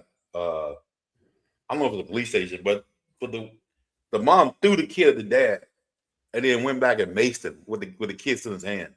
Oh No. That one was crazy. Hold up. I got a friend right now that's going through some stuff like that, bro. Yeah, that one. Okay. Dang.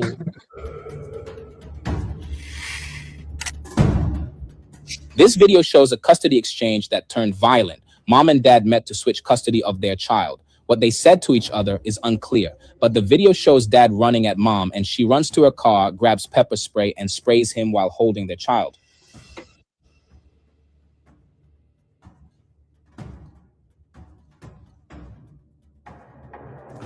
Why would he do that? These situations can be really dangerous and even deadly. If you and the other parent do not get along, it's safer to do exchanges at a police station or have a family member pick up or drop off the child while you stay at a safe distance. Is that police?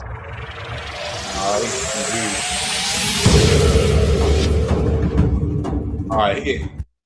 Now I don't know what he did, but pepper spraying while your kid is in the hand, that's wild, bro. She didn't give a fuck about that kid, but he did go and rip her headphones off.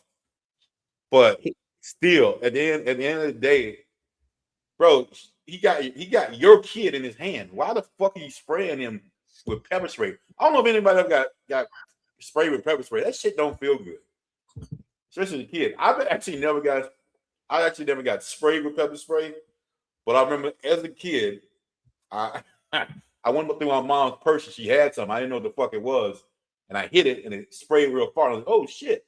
I started spraying this shit on the wall, and you just hear it fucking like about 3 minutes later, I'm fucking screaming like a motherfucker. My eyes are burning. Yeah, I can say that nobody felt bad for me at that time. I ain't gonna hold you. They both in the wrong, dog. Yeah, they both in the wrong. He initiated it. They're both in the wrong because if you about to, here's my thing. If you were attempting to tag because she triggered you, whatever the case may be, big dog, you got the baby in your hand, bro. And you got this baby in your hand, you out here being aggressive. Not only you being aggressive, you could have hit that baby. And then you doing it in front of the baby.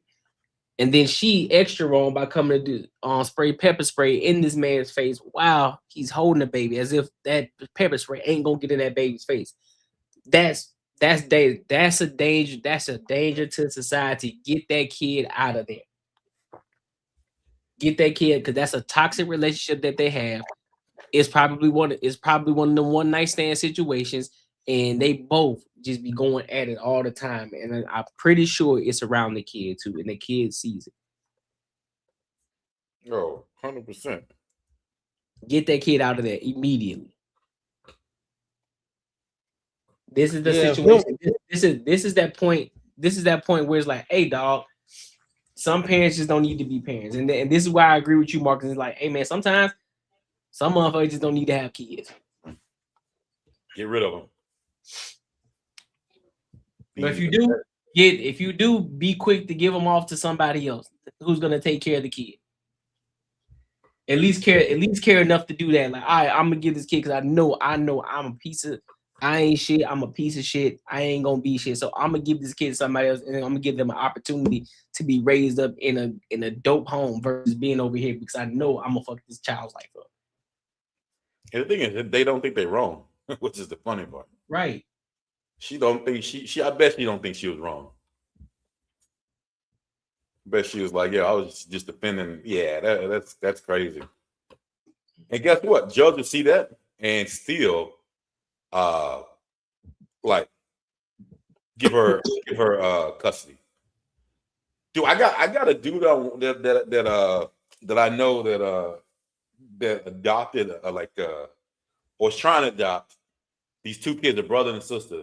They CPS took them away because they were because the mom was doing a whole bunch of drugs in the house. It's all fucked up. So they took it away. So they adopted. They had the kids for about a year. They still got them right now. And they've been giving the mom and now the dad so many chances to get the kids back. Like literally trying. Only thing mom got to do is get a job. That's it. And like she don't even have to really prove where she lives, and then she can get the kids back. Right. Now the dad is getting a job so he can take the kids. And but the main focus is for the mom to take the kids. So even though she's still on drugs and doing bullshit. All I'm trying to say is that the system don't give a fuck about these kids, man. They don't give a fuck. If the biological parents, and they still with the mom, even if the mom is strung out on drugs, as long as she got a job, it don't really matter. So, I mean, yeah, it's all the shit's jacked up. Yeah, dog. Yeah, he initiated it. She wrong for the pepper spray, but him, like, soon as she gave the baby, he should have got in the car and left because he charged at her with the baby in the hand. Yep. Like what? And then how he was holding the baby after you charged at her to do whatever he did. Bro, I think she threw. Hey, play it again, man. I think she threw the kid at him. Let me see. Shit, I'd have said stick leave the whole baby in the front door.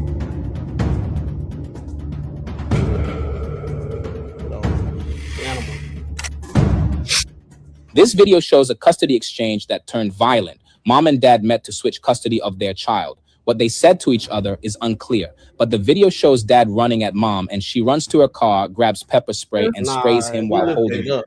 Okay, I thought she threw it at him first. Nah, he just lifted it up, lifted the baby up. Yeah, that's crazy, bro. Like, so she said some funny shit. Y'all gotta be careful. Y'all gotta be careful with who y'all deal with, y'all.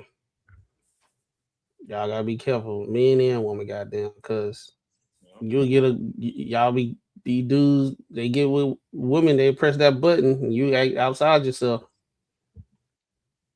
And then you messed up. But yeah, bro, that's crazy. Oh, man.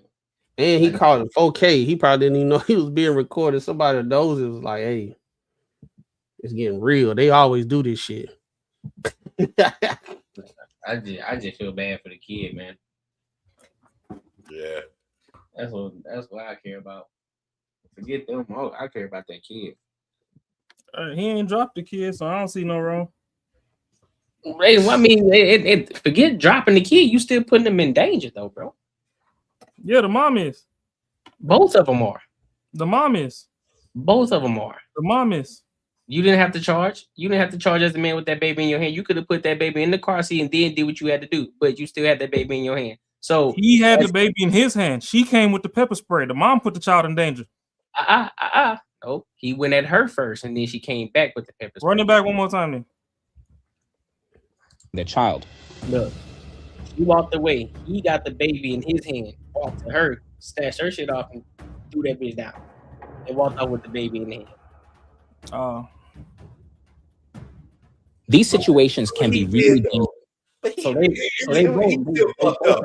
He was still fucked up for doing it, but it definitely wasn't as bad as what she did. I mean, It don't matter. It don't I matter. can see what Courtney's saying, but the mom the one endangering the child. But hey, yeah, both of them. this is what preventative measure comes in, bro. Remind you, one thing leads to another, another thing leads to another. If he don't walk over and snatch the shit off, they ain't doing that. So I'm not gonna put full sole responsibility on the mom. I'm gonna put sole responsibility on both of them. Because he shouldn't have walked over there. He should have been like we always say, this is where we have to come with that logic and hold men accountable. Hey, bro, you got that baby in your hand, bro. If you gonna snap the way you gonna snap, take a moment, put that baby in the car seat, make sure that baby's safe, and then go do what it is that you got to do to make sure that baby is safe. Because that child comes first. So I can't. What comedian was it? Who said shouldn't have been talking shit? Yeah. Should be talking shit. Exactly. So it's still on mom. If she wasn't talking shit, he wouldn't have went over there to snatch nothing. It's on mom. He can still snatch shit and put the baby away first. Okay, so now that he snatched your shit, he ain't fucking black your eye. Close your door and drive off. You came back with the pepper spray knowing that baby's still in his arms. What if that baby would have choked to death? Or had an allergic reaction or something to that damn spray? You can't blame the man. Your ass came back over there. You was the one talking shit, instigating it to begin with. It's Men's Mental Health Month. We could talk about the mental health part of it. You've been abusing that man verbally forever. He finally snapped. All he did was throw your shit on the floor, pick your shit up, and leave. Nah, not when the kid is involved, bro. Any other time I'll be rocking with you on that. Not when the kid's involved. I'm not going on that. Niggas say fuck them kids every day. Now that the mama showed more aggression than the daddy, now we still gotta blame the daddy. Oh, okay. Well, because the dad acted. Dad acted first. So you gotta hold it. The dad reacted. It's a reaction. How are you reacting when she's talking shit? She shouldn't have been talking shit. Drop my kid off. Did she put it? So you telling me you that emotional to the point where you gonna walk over there and snatch your headphones off? She ain't touch you.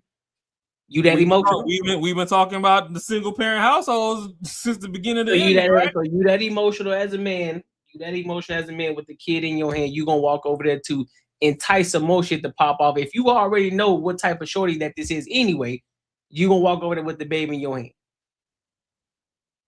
If that's a good mother, she shouldn't endanger her kid. And if that's a good father, he will already know to put his child away. Make sure his child is safe first. Because I ain't gonna put my child in the car so my truck can get stolen. That's what a good father would do. No, we're not gonna put this on the men. That's cap. Yes, we are, because she started it. You are the father. You are responsible for your kid. She started it, Courtney. She started it. You are responsible for your kid. She started it. How? Shouldn't have been talking shit. Drop my kid off. Shut the fuck up and leave. Do you know what she said? I don't give a fuck what she said. Do you know what she said? It was enough to get her headphones snatched. I don't give a fuck what she said. Drop my kid off. Shut the fuck up and leave. Nope. I ain't going.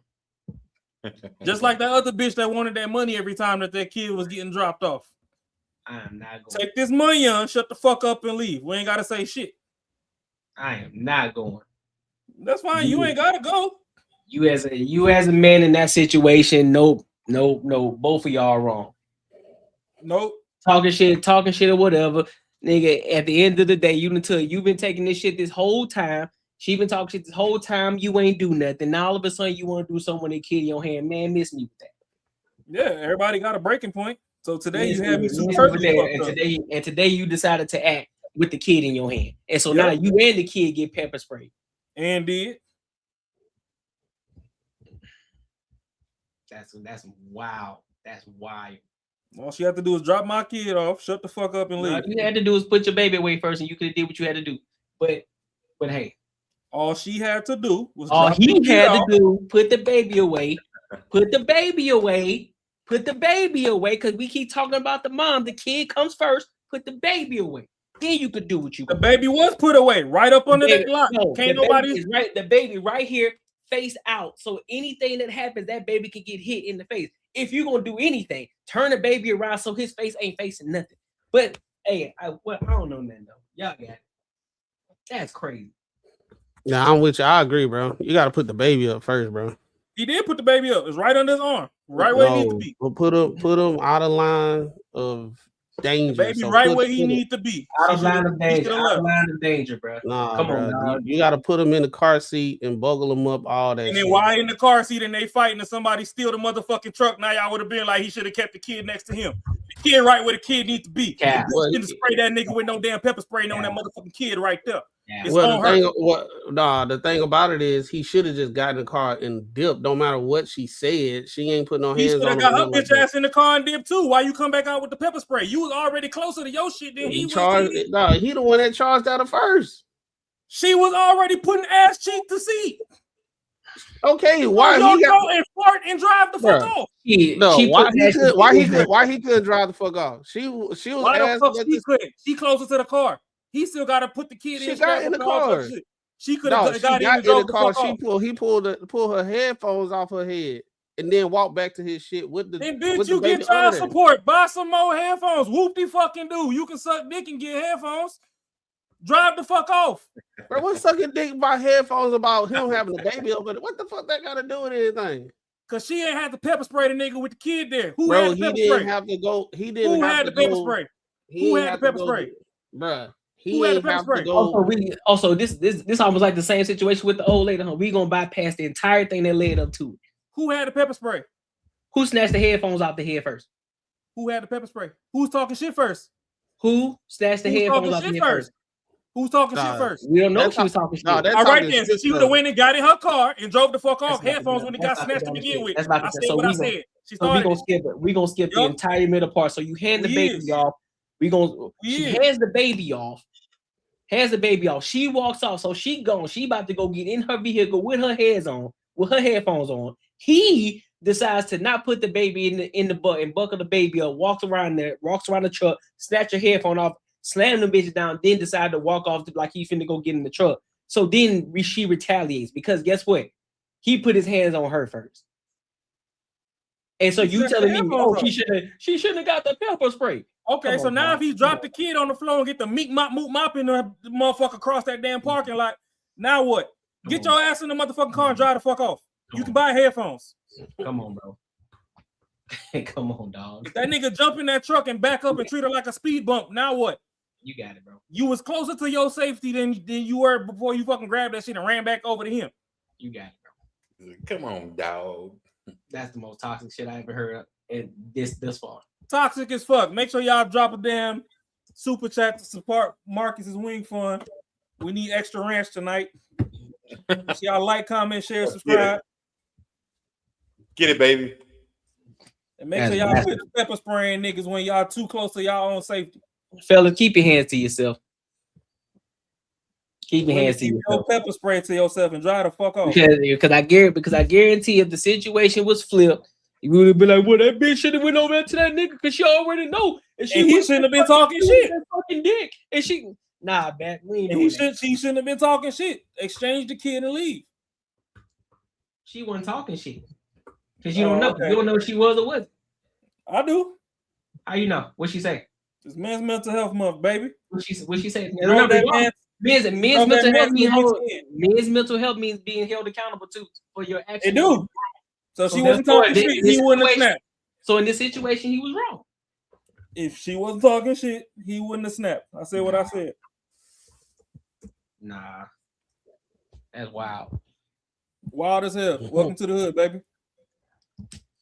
Well, we ain't living in the hood. Ain't nobody in the hood over here, so we can't be having hood logic. We ain't living in there no more. I don't give a fuck.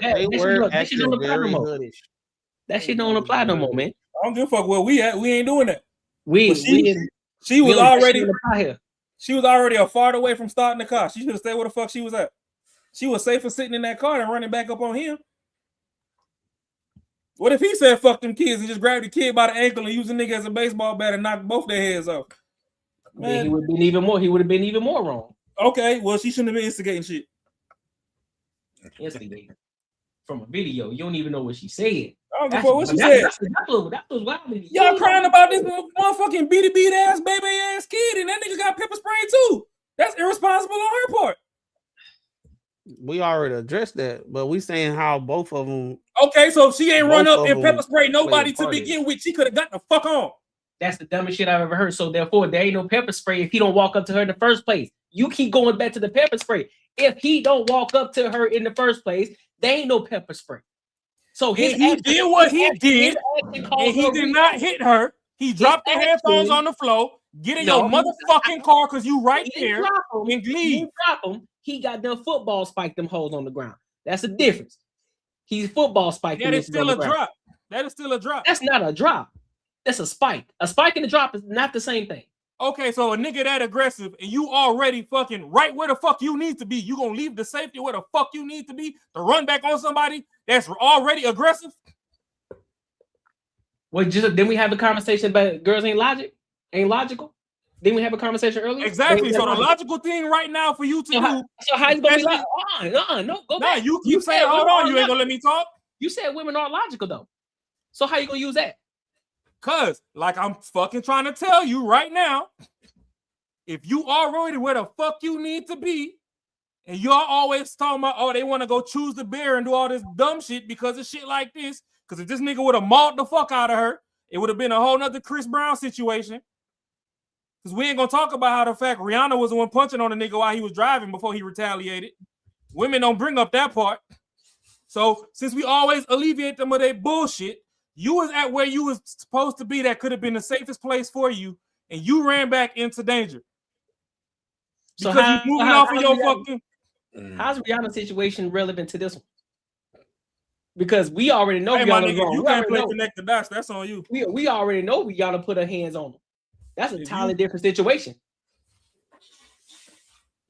He driving the car while she putting her hands on him. So how does that make sense? That don't make sense. Now it makes sense. That's on you. If the conversation was different and Chris Brown was already putting his hands on her and she retaliated, then that'd be a whole different conversation. But in this sense, he went at her first, and so it's a retaliation. But just like you said earlier, chicks aren't logical, so therefore we can't expect her to make a logical decision when she's not logical in the first place. So y'all always trying to preach. We gotta go back. Therefore, we gotta go back. So now we got to go back because you said it. You said women are logical. So I'm just holding back. I didn't say that. And so how we gonna expect her to be logical when she's not a logical person? So therefore, the onus is gonna have to be on somebody who's more logical. What else do I tell you? The man who has the key. You trying to milk the shit. What else do I tell you? Who's since we want to use what Ron say all the time, what else do I tell you? They ain't logical. Self-preservation is the first law of man. Yep, absolutely. Okay, so who is closer to safety? The man. Okay. Okay, so am I slow? Hold up. Dangerous and even deadly if you and the other parent do not get along. Hold up. Sacramento. Maybe I'm bugging.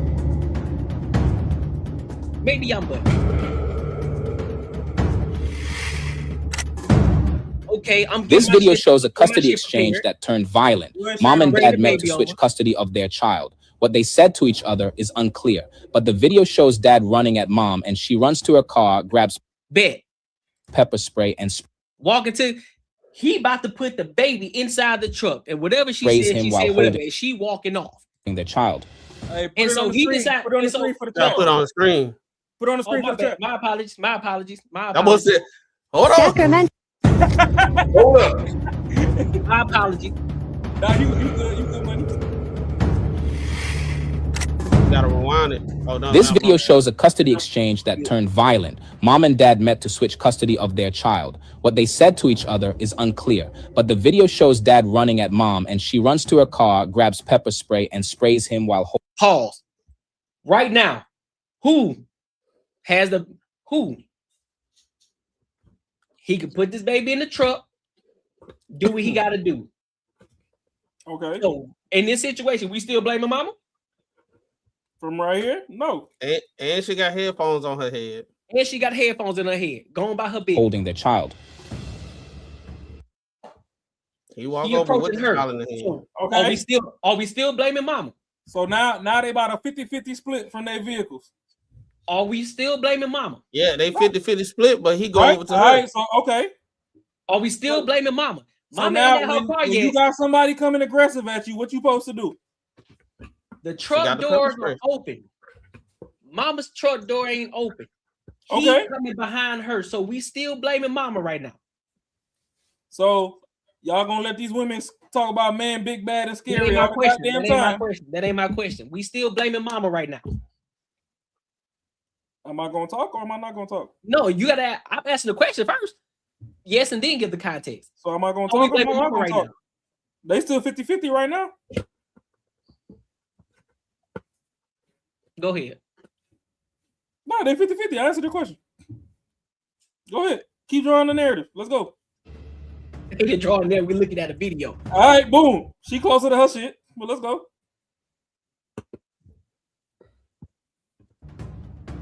Spike them hoes. Touchdown. Like, fuck you, motherfucker. These situations can be really dangerous and even deadly. If you and the other parent do not get along, it's safer to do exchanges at a police station or have a family member pick up or drop off the child while you stay at a safe distance. So again, you mean Door open wider than her legs was when they was making the kid. So you just gonna miss the whole fact that his door was wide open before hers was even open. That's what you telling me. Yep. Yep. That nigga crazy. Can be, but hey, it is what it is. Yeah, That's the name of the podcast too, ain't it? We can go all the way. That's some wild shit there, boy. Wild as fuck. But once you making it closer to your safety, hop in your fucking safety. People keep saying make it closer to safety. He was already at safety. What you talking about? He was already at his truck. He could have got in the truck and drove the fuck off. You keep talking about she got closer to safety, nigga. He was already there. He went up to her. He went up to her. So in the situation, let's go to this toxic area then. If it's two dudes and a motherfucker decide to walk up behind me, because I'm walking to my shit, I done did what I did. I walk up to my vehicle and the dude come behind me and hit me with a blicky because I said something. Whose fault is it? Is it my fault or is it his fault? Huh? Same scenario, but it's two men. If me and Buddy are talking, me and him are yapping back and forth, and I walk off, and you talking shit, and I say some shit. I'm going to my vehicle. I ain't put my hands on him. I ain't did nothing. Shouldn't have been talking shit. I went to my vehicle. I got in my shit, and then all of a sudden he come to my shit. He kicked my door or some shit. He kicked my door, and I pull out the blicky and shoot him. Cause he vandalized my vehicle, and I feel like I was threatened for my life. Who fault is that? That's his fault for kicking your door. Exactly. You was already inside your vehicle. It's his fault for kicking your door. As I'm getting inside the vehicle, you decide to snatch the headphones off and smack them hoes on the ground. It's the same thing. That's my property. That's not what you're not understanding. Is it not property? Is headphones or car property? It's both the property. If we was on the basketball court, we've been talking wild shit all game or whatever. Boom. Game over. You still talking shit, I feel away. I run down on you. I snatch your duffel bag or whatever.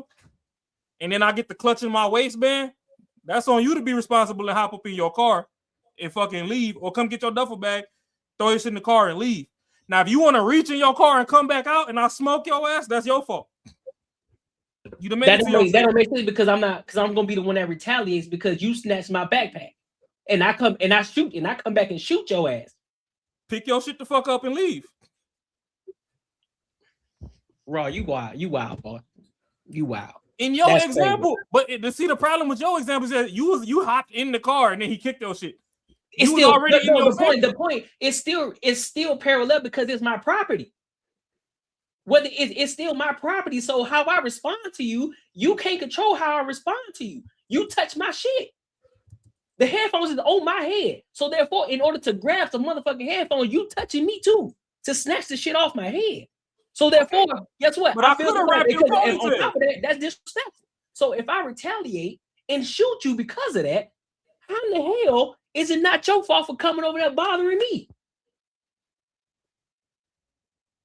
I didn't threaten you. I didn't give you premeditated nothing. I went about my business. I'm getting in my vehicle. You come behind me. My back is turned towards you. You bother me. I'm finna get in my car and dip. I ain't threaten you. I ain't say nothing to you. And you come behind me. And then I decided to go. I said, "Oh, word? That's what we doing. I get in there and I come shoot you. So you telling me that's my fault? But when he threw the shit on the floor, did he continue to engage, or was he not walking off? He walked off. Okay, so de-escalate. Hop in your shit and drive the fuck off. Pick your shit up and leave. Bro, you can't. Nah, bro, you can't. You wilding right now. So you mean to tell de-escalation, meaning you're not gonna cause the problem. He caused the problem, and it was a reaction to the problem that he caused. The video we played, which means that we don't know what she said. Preventative measure means you're gonna remove yourself from conflict, meaning put the kid in the car, get in the truck, and drive off. You provoked the situation to happen. And you mean to tell me we blaming the woman for that? You know how I am about that. Come on, dog. She provoked. You got it. All right, let's go to the next. There's no way you saw that and said she provoked it, dog. You go to the next topic. Even the whole clip tells you that. No, the words you can't hear, but she provoked. No, the clip does not. The clip does not tell you that. What the fuck the nigga say in the beginning of the clip? He literally said. He said they were going back and forth, but we don't know what was said. Exactly. You don't know what was said, so you can't say anything off of that. You don't That's know what I'm saying that he said though. Yeah, so you can't say that she provoked it. He probably said some shit to her. That's what I'm saying. We don't know. You're closer to your safety. He is. He's closer to his safety. Is he not? When the headphones got snatched off, who the fuck was closer to what? When somebody says something crazy to you, you already closer to safety, meaning he's already by his truck. The doors are already open. He's closer to safety. Courtney, at the day's end, right? What are we worried about the most in this situation?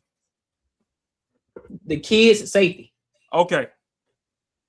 So worry about the kids' safety. He ran over there with the baby in his hand and snatched the headphones off her head, bro. What part of that are you missing? And what part of pick the motherfucking headphones up and get in your car and leave, and you can call it into the law, whatever the fuck you need to do after. Are you not understanding?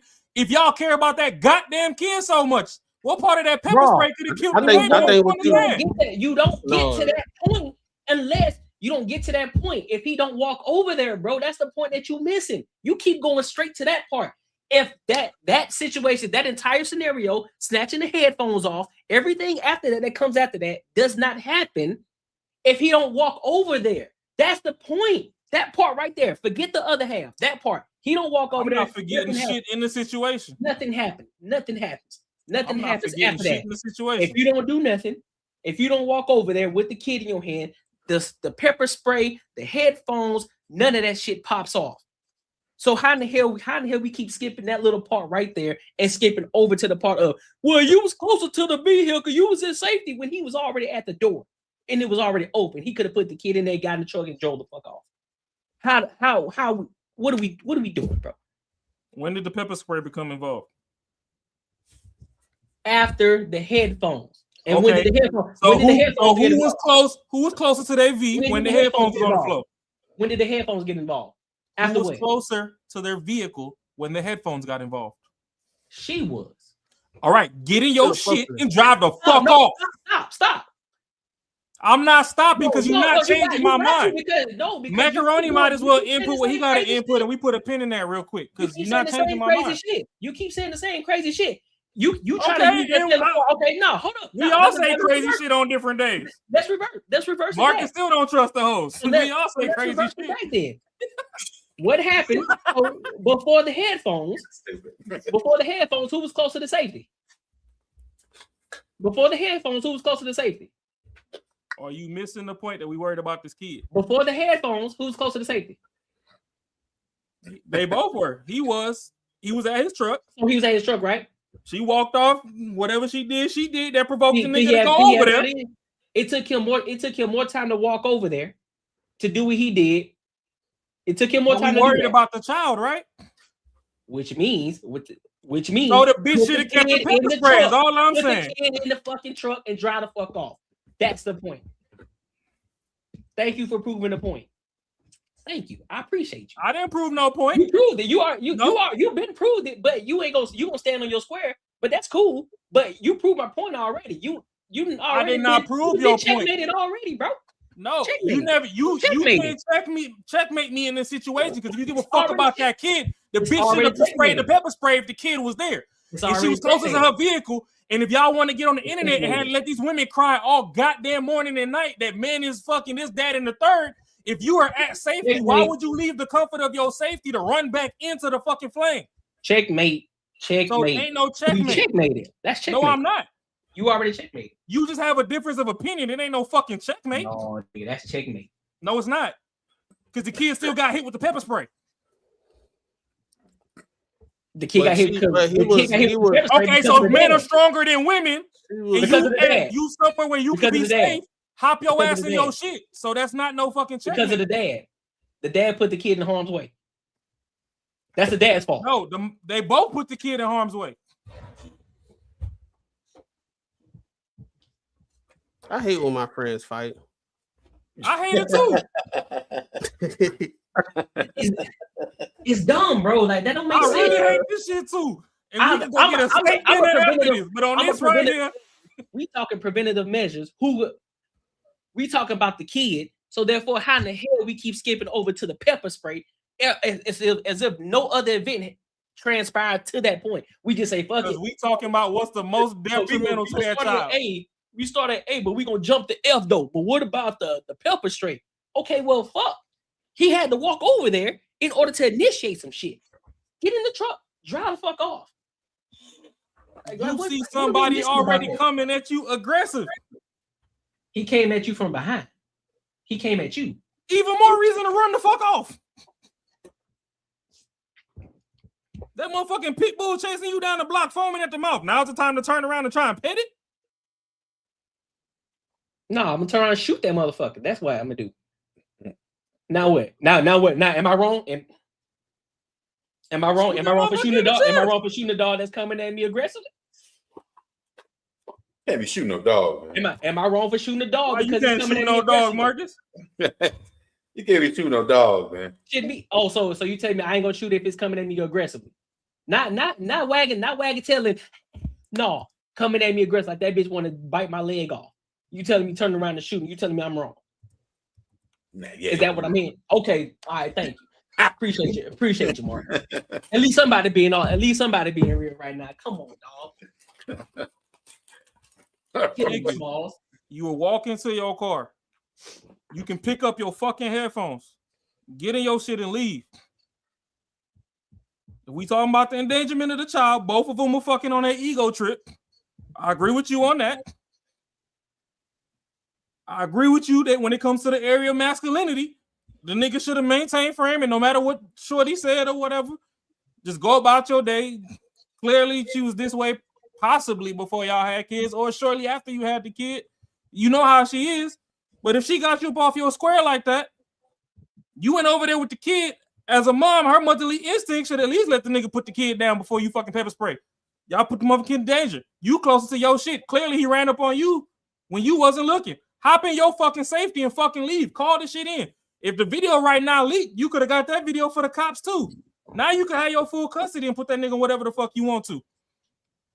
But you came back way the fuck over to fucking go pepper spray and do all this extra shit to go make a point and still got your head thrown off the fucking bumper. I think what we said in the beginning, both of them at fault, and I think we were just pointing out how the dude was at fault. Because the first time we saw it, we was like, "Oh, that chick tripping with this pepper spray," but then we looked at it again, was like, "Okay, he too contributed to the entire situation." We're not looking at it who was right, who was wrong in the situation. Both of them was wrong. About the child endangerment. Both of them did child endangerment. If this was by law. Like not feeling, she should have fucking just got in her shit and left.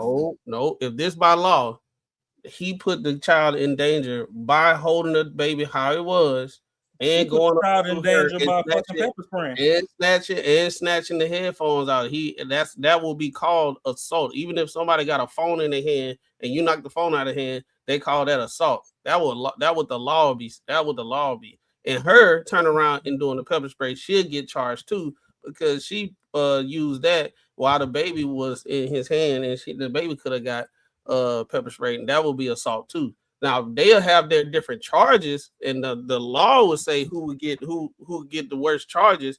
But by law, that's what would it be?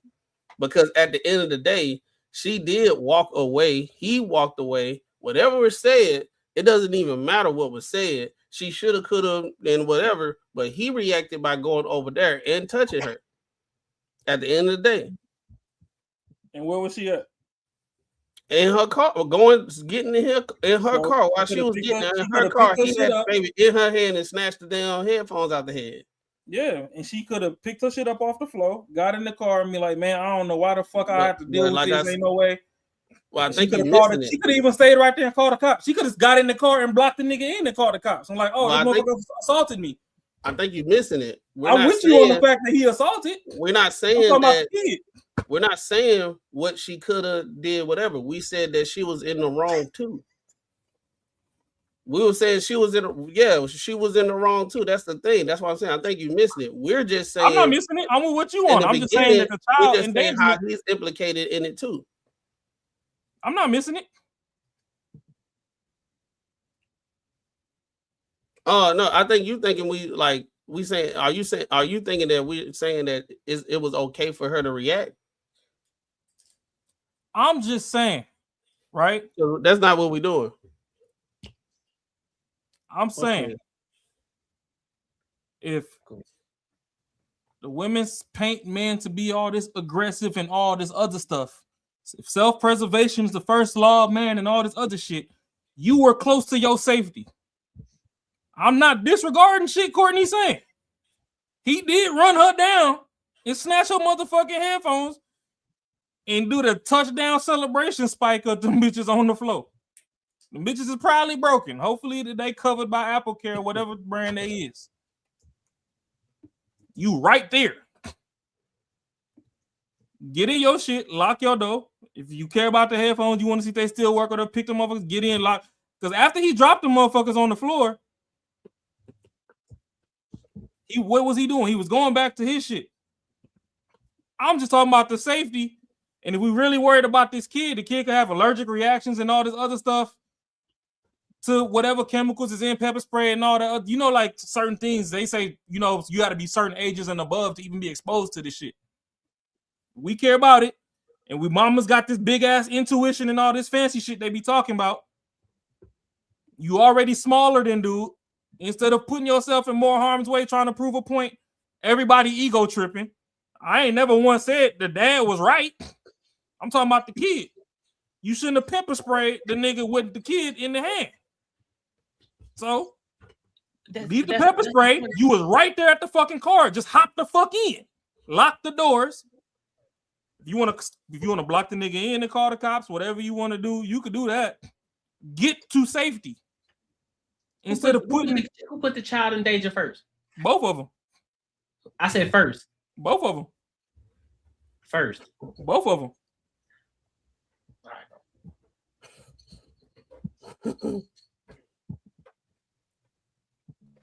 Make sure y'all like, comment, and subscribe for the algorithm. Make sure y'all hit the bell notification. Let's go to this last topic. O'Shea Duke Jackson been going crazy out here in these streets. For those people, I mean, I'm pretty sure a lot of people know Anton, a lot of people don't know him, whatever the case may be. So, Buddy has been getting a lot of flack this year in 2026 from the Corey Holcombs to people that he used to kick it with, making videos about him. And now we're at another point where now they calling him a scammer. They calling him fake. They talking about his content, the way that he creates his content. Is it the right way for YouTube, etc., etc., etc.? And saying that the bag chaser, the people that are part of the bag chaser community, you know, he hadn't helped anybody in the bag chaser community, right? That's what comes out of the O'Shea Duke Jackson's mouth. So we're gonna listen to this video. It's about 11 minutes or so. So, you know, it's a little bit longer. So we'll pause in between, you know, to give our thoughts. But let's go ahead and dive into it. And we'll give our thoughts and our opinions. All right? So let's get to it. To make another video when I came across another video of Anton, I think one of you guys may have sent it to me. It was a personal reaction. And when I looked at the video, I was like, okay, this is just normal Anton type of stuff. And then it dawned on me, something is wrong with this. Let me explain. Before I kind of teach you guys where the scam is at, I want you guys to understand what Anton Daniels frames himself as. Anton Daniels frames himself as a motivator, a business coach, an entrepreneur. I mean, literally, this is from his site. In addition to content creation and business management, Anton also has been successful in the real estate sector, blah, blah, blah. He pours back by offering one-on-one coaching sessions for people wanting to grow personally or professionally, as well as investing silently and publicly into numerous small to medium businesses across the world. So take that on with your own risk, okay? But if you look at his main channel, 1.43 million subscribers, and people look at that and say, damn, he's doing good, he's doing great. I want to grow my channel like him. And so this is what I want to do. And because Anton has made a lot of money, he comes on to YouTube talking like this. Working with people, planning for things. You leave at 8:30, so you don't even get no breaks. You don't get no time off. I leave at 8:30. The first thing I do is I go out, I grab the camera, and then I record the video that I wind up dropping in the morning. And then right after that, you know, you go and you grind and you go and push, and then you got to go and prepare for the show, for the Monday night show. And it just goes into that. And it's that circle, right? He talks about how busy he is, what he has to do across the day. And to be honest, I used to believe this. And to a certain degree, I mean, he's not all the way lazy. He probably is busy. He probably does have investments. I don't doubt that. But then this is what got me. In order to do this, and the reason why a lot of people aren't successful, even when it comes to content creation, is because they don't have the love for it. You got to have a true love for what you do to continue to do what you do, and then approach it with the same energy. Because a lot of people, even when they jump on these panels or they get into content creation or they finally drop a video, is low energy. It looks like they had to do it. So content creation, you gotta love it. You can't be lazy with it. You gotta actually desire it. Now, this is something that I have a problem with, because I'm gonna prove to you that this is an outright lie, okay? So if you're a person and you're wanting the Anton Daniels... First, any gripes on this right now of what he said so far? I'm confused about, are they beefing, or he just decided to do a take on him? I think the beef is one-sided. I'm gonna put it like that. Okay, yeah, I think it's kind of, he's saying that he don't believe things or whatever. I'm kind of like, oh, okay, I see now. 5150 show. That whole situation with Anton and what's the name? Okay, I see now. Yep. Yeah, I see now. I don't think they beefing.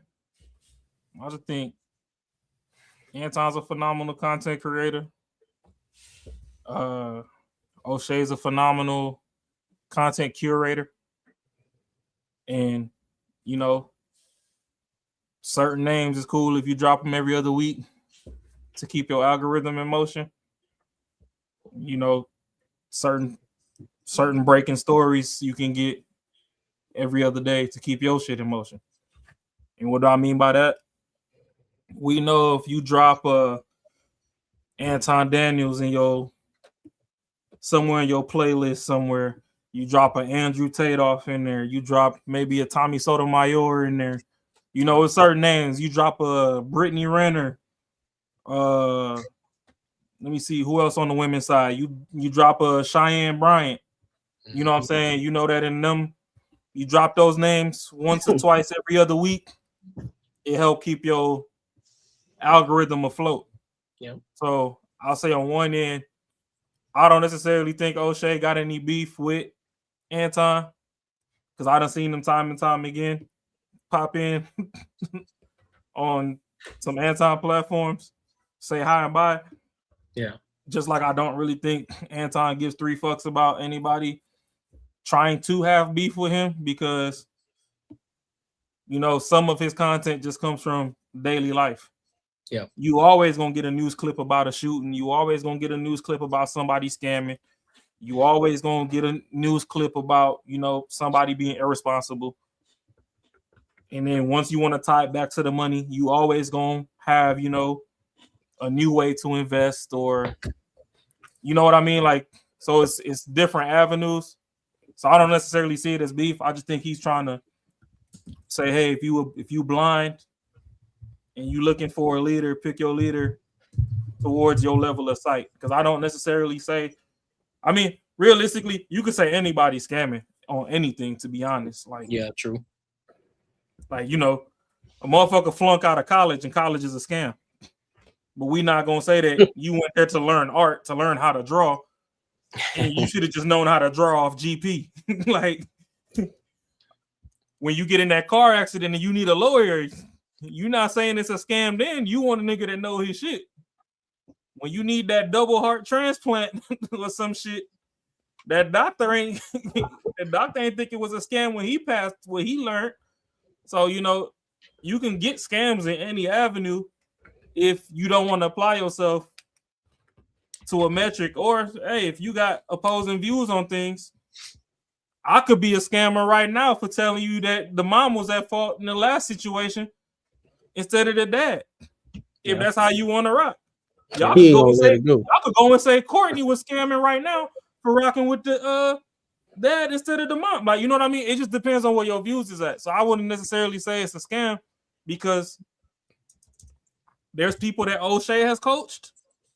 They get into a mean ass bag right now. And there's people that Anton coaches get into a mean ass bag. Yeah. So it just depends on which port you want to jump off. Either way you go, once you hit the street, you got to keep up with traffic. So if not, you still gonna crash out. So I mean, I'm gonna see more of what he trying to say. And I don't know how many push-ups that nigga out there in Uganda doing to hold up them butt cheeks, but that motherfucker arms and got swole. I said hold the butt cheeks. Hey, I think he hating, bro. I think he hating. Cause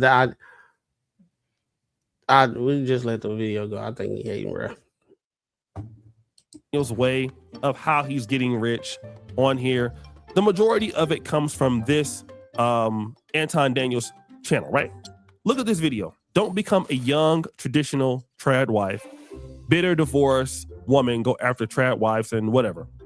Number one, you should never title a video like that, but I got you. If you look at this video here, it's 10 minutes and 49 seconds. I'm gonna have my editor press play, but not have any sound. You will see Anton Daniels is just sitting back, looking at this person talk. He's not saying anything, okay? He's looking at the camera, making dumb faces, whatever you want to say, and he's letting this lady carry the entire video.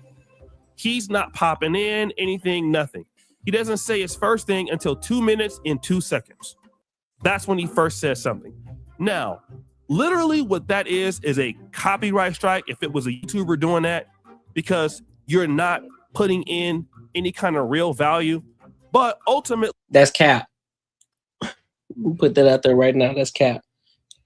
I've done this long enough to know that you can do a video that's about 2 minutes or 3 minutes, hell, sometimes even 5 minutes, depending on I wouldn't say 5 minutes. All right, I'm not going too far, but definitely around 3 minutes or so. You can let the full video play and then you can give your thoughts on it. Now, if you just decide to do a 2 or 3 minute video and just post it up without saying anything, or you're not saying anything, then yeah, then that would make sense. But in most cases, when Anton does make those videos, right, he's always saying something. He's always giving his point of view, whether it's right at 2 minutes or it's later on in the video. He always gives his thoughts and opinions, because typically I think that's from the Anton Daniels channel. So those videos are roughly anywhere between 11 to 13 minutes or so. Yeah, roughly each and every one. You So get about 9 to 16, 9 about 16. Yeah. So I just think that what he's doing right now is just being disingenuous, and he should know better as a content creator, man. I just think O'Shea, like I said, he just pumping out something with Anton's name on it real quick to run some numbers up, because realistically, I guess he said his editor and somebody sent it in, so maybe he ain't even really fully go through it the way he needed to. Mm-hmm. But a lot of those clips that Anton grabs, they come from like TikTok. Mm-hmm. TikTok has expanded their algorithm, like their video length, to go to about 2 or 3 minutes. So it's like, why would I keep pausing? And I mean, O'Shea, of all people, as long as this motherfucker be doing some YouTube, and you could come drop it in the comments if I'm wrong, O'Shea, because I know you're going to see this, because we done said your name 50 11 times. Should know. The main niggas be crying, be the ones after you upload the video. Like, why you always pausing this shit? We done seen it on our channel. Oh, y'all niggas talk too much. Just pause and let the video play. And, you know, they don't understand the shit to the levels that we do. A lot of O'Shea stuff that I see when he does, like he does the Dusty News Network and all that, a lot of those clips be pulled from like Twitter, or it might be like another YouTube or whatever. I don't really see too much TikTok and whatnot. Right. But a lot of his clips be real short, bro. It'd be like Ring camera footage. Like, motherfucker did something stupid in 28 seconds. So you can let your whole shit play and it's like, okay, whatever. But if somebody's getting their thoughts off, why would I keep pausing it in the middle instead of just letting them get their whole comprehensive thought off? Then I can tell you where they had it fucked up or where they had it right at. If it's a TikTok, it's only 2 minutes. Like, you can't sit through 2 minutes. Because I know one of the people who do it. But first he always says in his videos, he always credit the video, the person that created the video. So he always credits them, so they can find them and everybody else can go follow their page and go look at their video. So he always does that. But also, Myron does this too. I've caught a couple of Myron Gaines' lives. Myron would let the entire video play, and then he'll start it over, and then he'll start to break it down piece by piece. So no matter how you flip it, there's no, I'm gonna be honest with you. Well, there is a wrong way to do it. There is a wrong way to do it, but at the same time, there isn't a wrong way to do it. And so I think that, and again, I'm starting to slowly lean towards what you're saying, Raw, just because this could just be something just to get some clicks going, just to get some views popping off. Because there's no way that I'm gonna see him. I don't think he's at this. I mean, because I ain't gonna name drop. If motherfuckers get in their chest and get tagged in it or whatever, then hey, get in your chest. I don't really give a fuck. But we also know that there's another person that double, triple subscribers and shit off one name. And when they stop talking about it, then you know we was back to Bible study on Wednesdays instead of Sunday church service until Carmelo kicked up. Then we was back to Sunday service. I ain't got no beef. I ain't trying to get in the middle of no beef. If motherfuckers want beef, then fuck it. Then we could drop names from there and our shit gonna go up too. But until then, I don't really give a damn. But I'm just saying, you know, we got that as an example as well. So that's why I'm just looking at it like, okay, if you want to come from the lens that O'Shea is coming from, and then you also just want to get some clicks and shit on the video until, you know, some other phenomenal shit drop, I understand what he's saying. But, you know, like I said, anybody could be a scammer if you want them to be. If I go invest $10,000 in Tesla right now and the shit blow up tomorrow and make me a millionaire, and I tell you to do it and you lose your 10, then you could call me a scammer. But either way it go, my bank account showed that it worked for me. It ain't my fault it ain't work for you. You know what I'm saying? Like sometimes with that scam where motherfuckers throw that out there just because you tried to copy somebody's homework, but you ain't know the formula. Now you failed the class and they passed, so now you talking about, oh, they lied. Nah, I gave you the answers. It's just I didn't know that when we got to the test hall, they was gonna say, okay, after you answer, show how you got there. Exactly. You didn't know how the fuck you got there. You know what I'm saying? So, I mean, shit, the dope game ain't nothing but a bunch of scammers, but hey, you still got your Frank Lucases and shit, and then you got the nigga that sold one dime bag and had to go sit and do 10. Yep. You know what I'm saying? So some people get caught, some don't. Whichever lens you want to look at it from. Hey, everybody get in the bag. So no harm, no foul. In my eyes, at least. O'Shea getting a crazy bag. Anton getting a crazy bag. That's right. Take the positives. Oh, my bad. Oh, no, I was just going to say take the positives, leave the negatives. Like, whatever don't work for you, Pivot. If what Anton doing don't work for you, ask O'Shea. If whatever O'Shea doing don't work for you, I could start name dropping a couple content creators. Go hit up Poetic Flacco. See what's popping over there. If that don't work for you, hit up Poor Man's Podcast. If that don't work, MTR just dropped viral to video. Go sign up over there. Like people learn in different ways. Some people is hands-on, some people need multiple choice. Some people just need to write the essay out. Whichever one works for you, go plug in over there and your greatness shall shine. But I don't necessarily think anybody's scamming per se. My opinion. I can just personally say that it ain't no scamming because of the things that I'm learning in the Patreon. I actually apply in my life, and it's practical information, and it has been working for me. So I can sit here and actually say that it works. So the one-on-one coaching calls, it works. The Patreon information that we get in the Patreon, it works. So I've even helped other people. I've even extended, not in detail, but I've given surface level information from what I do, from what I've learned, and I've helped other people out, bro. So I'm not gonna sit up here and I just think it's just disingenuous. That's all. If somebody watches this video, you can click on it, not necessarily because it's Anton, but because it's somebody else carrying the whole video. It's not like my video or most other folks' videos where you're putting in effort. You're carrying the whole video in, which takes scripting. It takes time. It takes effort. It takes editing, stuff like that. Anton Daniels is acting like he's really working hard in this business. And the reality is he can do like 5 or 6 of these videos in 1 hour. And he's literally letting the other creator who created the work do all the heavy lifting for him. Then turn around and then sell. To me, it just seems like who he's trying to target right now are fucking the detractors. Yeah, people that shit just don't work out for, or people who just get jealous and they think it looks easy as fuck at what he's doing, and he's so successful in it. So that's what it looks like he's targeting, like saying like that he ain't doing shit. He's making all his money off of you, but the other people who actually get all the work is of what you're actually looking at. The people that are actually doing the work, if they're worth anything, they're gonna go follow them. I mean, it ain't nothing but promotion for that shit. If they're actually saying something's worth a damn.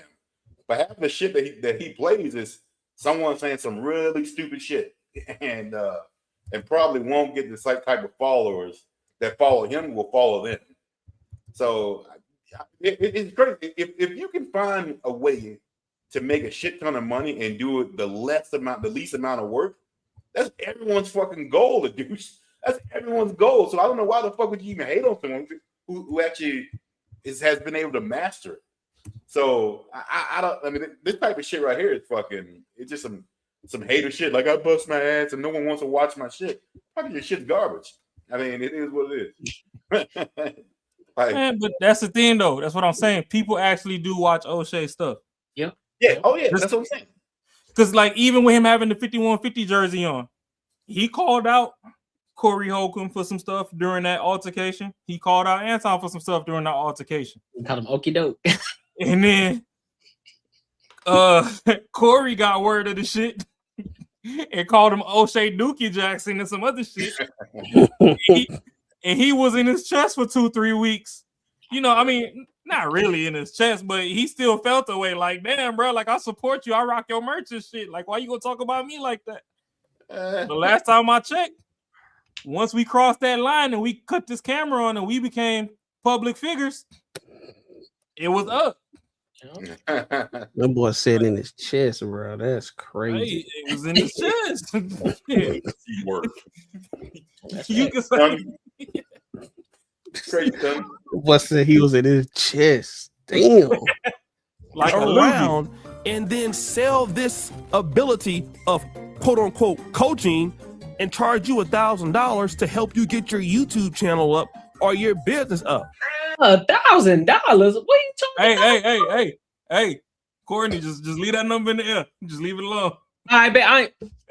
Leave that part alone. let's look at this other video. This is interesting. If you're a black woman, shorten your nails in corporate America. Women debate if it's ghetto. Again, Mr. Hard Worker, okay? He's sitting back. That's again, crazy. there he is, probably the same day. He has the same thing on. Sitting back, looking at this. I mean, this is absolutely no effort. This other person who's created this has put up her time and effort into the video, creating this video. Anton is just sitting there looking at it, not interjecting a whole minute and 50 seconds, okay? He doesn't say anything until about 1 minute 52. So if you're watching this video, this is no longer really adding value to the video because the person has talked for 2 entire minutes. So you've had 2 entire minutes to basically use this person's content without saying anything into the content.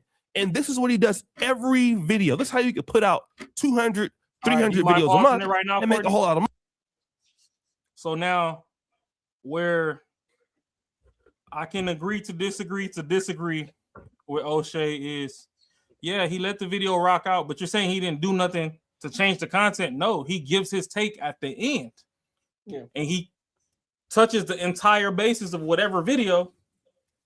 And O'Shea know this shit good and damn well that Anton still gives props to whatever creator he's reacting to. So literally just us not even knowing who this shorty is, for instance, if we was to watch that particular video and we go in the credits, we see who it is, we can go follow her. Her numbers could jump 10K just off the fact that he reacted to it. And there's also an extended olive branch to where if you don't like anything Anton said about your shit and you catch him on one of his shows, he will extend you grace for you to come clarify whatever you want or come get whatever's on your chest off. We've seen that many a times. You got that dude from Florida that he reacted to some stuff. Yeah. That dude called in on the whole show. Yeah. You got that one dude that's baby daddy of the year and he ain't like some stuff or whatever. They went back and forth. They got their stuff off. Like there's been multiple of times. You know what I'm saying? So just because he lets the video play, he doesn't interject in the middle of the video, because once you do YouTube for a while, you'll realize, like, even if they're trolls, it's a couple dickheads out there that don't even want you to give your thought. Sometimes in the middle of their thought, they're like, oh, I'm gonna just go watch the original. Then bye, nigga. I don't give a fuck. It's not hurting me if you go watch the original or not. Right. But if somebody say something stupid and I feel like speaking on stupid at this juncture, or they say something smart and I feel like educating you on the smartness at this juncture, I'm gonna pause it because you on my shit looking at it. If you want to watch the whole thing, you don't like me talking, guess what? I don't know you. So on behalf of both of us, fuck you. Each to each other. I don't know. It don't hurt me none. It don't hurt you none. If you don't like what we talking about over here in Banter and Barter, nigga, bye. Because guess what? Your friend like it. Somebody gonna come over here. Facts. And if you want to go over there and just be indoctrinated to bullshit and not learn anything extra, go over there. We not stopping you. We not saying that we got a shackle on your leg once you come over here. Nobody's saying that. So I think it's disingenuous to be like, oh, it's not transformative content. It's like, no, okay. Shorty said that she was busting it open and she got 3 kids and now she got herpes. Boom. Hey, this is why I tell you that, you know, you shouldn't date, and dating doesn't start until you get married. If you was married, the chances are significantly less that you would have caught herpes and got burnt or whatever. And all your kids could know that. You know what I mean? Like, you could transform that at the end, but shit, get your story off. Yep. Matter of fact, speaking on transmitted diseases, he reacted to a lady that got burnt when she was young, and she's in a relationship with a dude right now, and she got to take the medicine or whatever to keep the damn cooties from being transferred. And that shorty had an entire old special stream just for her that she came up and got her stress off. Yeah. So the door is open. Maybe I ain't watched O'Shea shit long enough, but I ain't really caught an O'Shea live stream when he doing that Pan-African dating shit. I ain't caught none of those live. And I ain't never seen O'Shea react to none. And then the people that he reacted to came up. Actually, I'll be disingenuous if I say that. There is one dude from, I think he got deported from Brazil or some shit on some passport bro shit, and him and O'Shea did a stream. So I ain't gonna be disingenuous, but more times than not, I've seen Anton invite people back up that he's reacted to their stuff than I've seen O'Shea criticize people and, you know, they jump in the damn pot together and go over the video. So, but we could play some more. Money, but you cannot do that and then turn around and say you're bag chasers and say other people are lazy. You're not getting the bag. This is the most laziest shit you can do as a content creator. It requires no effort. It requires no drive. It's largely content theft. That's what it is. It is largely content theft. And if you put this video on Facebook, Facebook Reels, Shorts, of course the video is going to do good because it's always the other person talking. He'll come in and pop in and say something in this video, and then I think he'll let the lady say something for the rest of the video, and then that's it. It's really lazy. It's no effort into it at all. Let's look at another video. If we go here, I'm not talking about Pride. Fans are mad at the San Francisco Giants Buster Posey over Pride Night. Again, this is not a good title, but okay. But we can see the play here. So let's do this. Sit back. It's the same day, same outfit. Record this video. Again, acting like he's working hard. The guy, this is not work, okay? This is not work. This is not ingenuity. This is scamming, okay? Largely, it's scamming whoever made the video, and you're adding no real value to it because, again, he doesn't say anything here until about, what? 1 minute, 51 seconds, 1 minute, 52 seconds. That's all. So then he says something. After playing their entire video for the entire time, okay? Didn't add any real value into it. Now, here's what he does. He builds up this credibility. He streams with people. Then he tells the women, look, if you want to get your YouTube channel up, you know, come and rock with me. You know, he has some streams and stuff like that. And even when you notice the stuff that he does on his own without using somebody else, look at the Millionaire Morning Show. You look at the Millionaire Morning Show, it doesn't really have a whole lot of like views. I mean, he's on here for 3 hours, 4 hours a day. 19,000 views, 23,000 views, 22,000 views. It's not good. It's not great numbers. All right. And the reason why. All right, hold on. So, Courtney, you don't think he hating, bro? Because that's kind of wild, bro. Because look, he done built the following. So the Millionaire Morning Show is already ain't for everybody. He already specified that. That ain't for everybody. That's everybody for like, it's like the intro to the being the bag chaser. He giving you some information and all that stuff. But then the other stuff when he doing the videos, just like you said, it's for his audience. He didn't, what, he got 1 million? Yeah. It's for his audience because his audience want to hear his opinion about some of stuff. People send him the videos and he reacts to them. And that's what his audience, he done built up of it. What O'Shea is, what he messing up at is he putting it as in a perspective of somebody that's trying to grow a YouTube channel. And it's a lazy growth, it's a lazy growth model. That's what he's saying.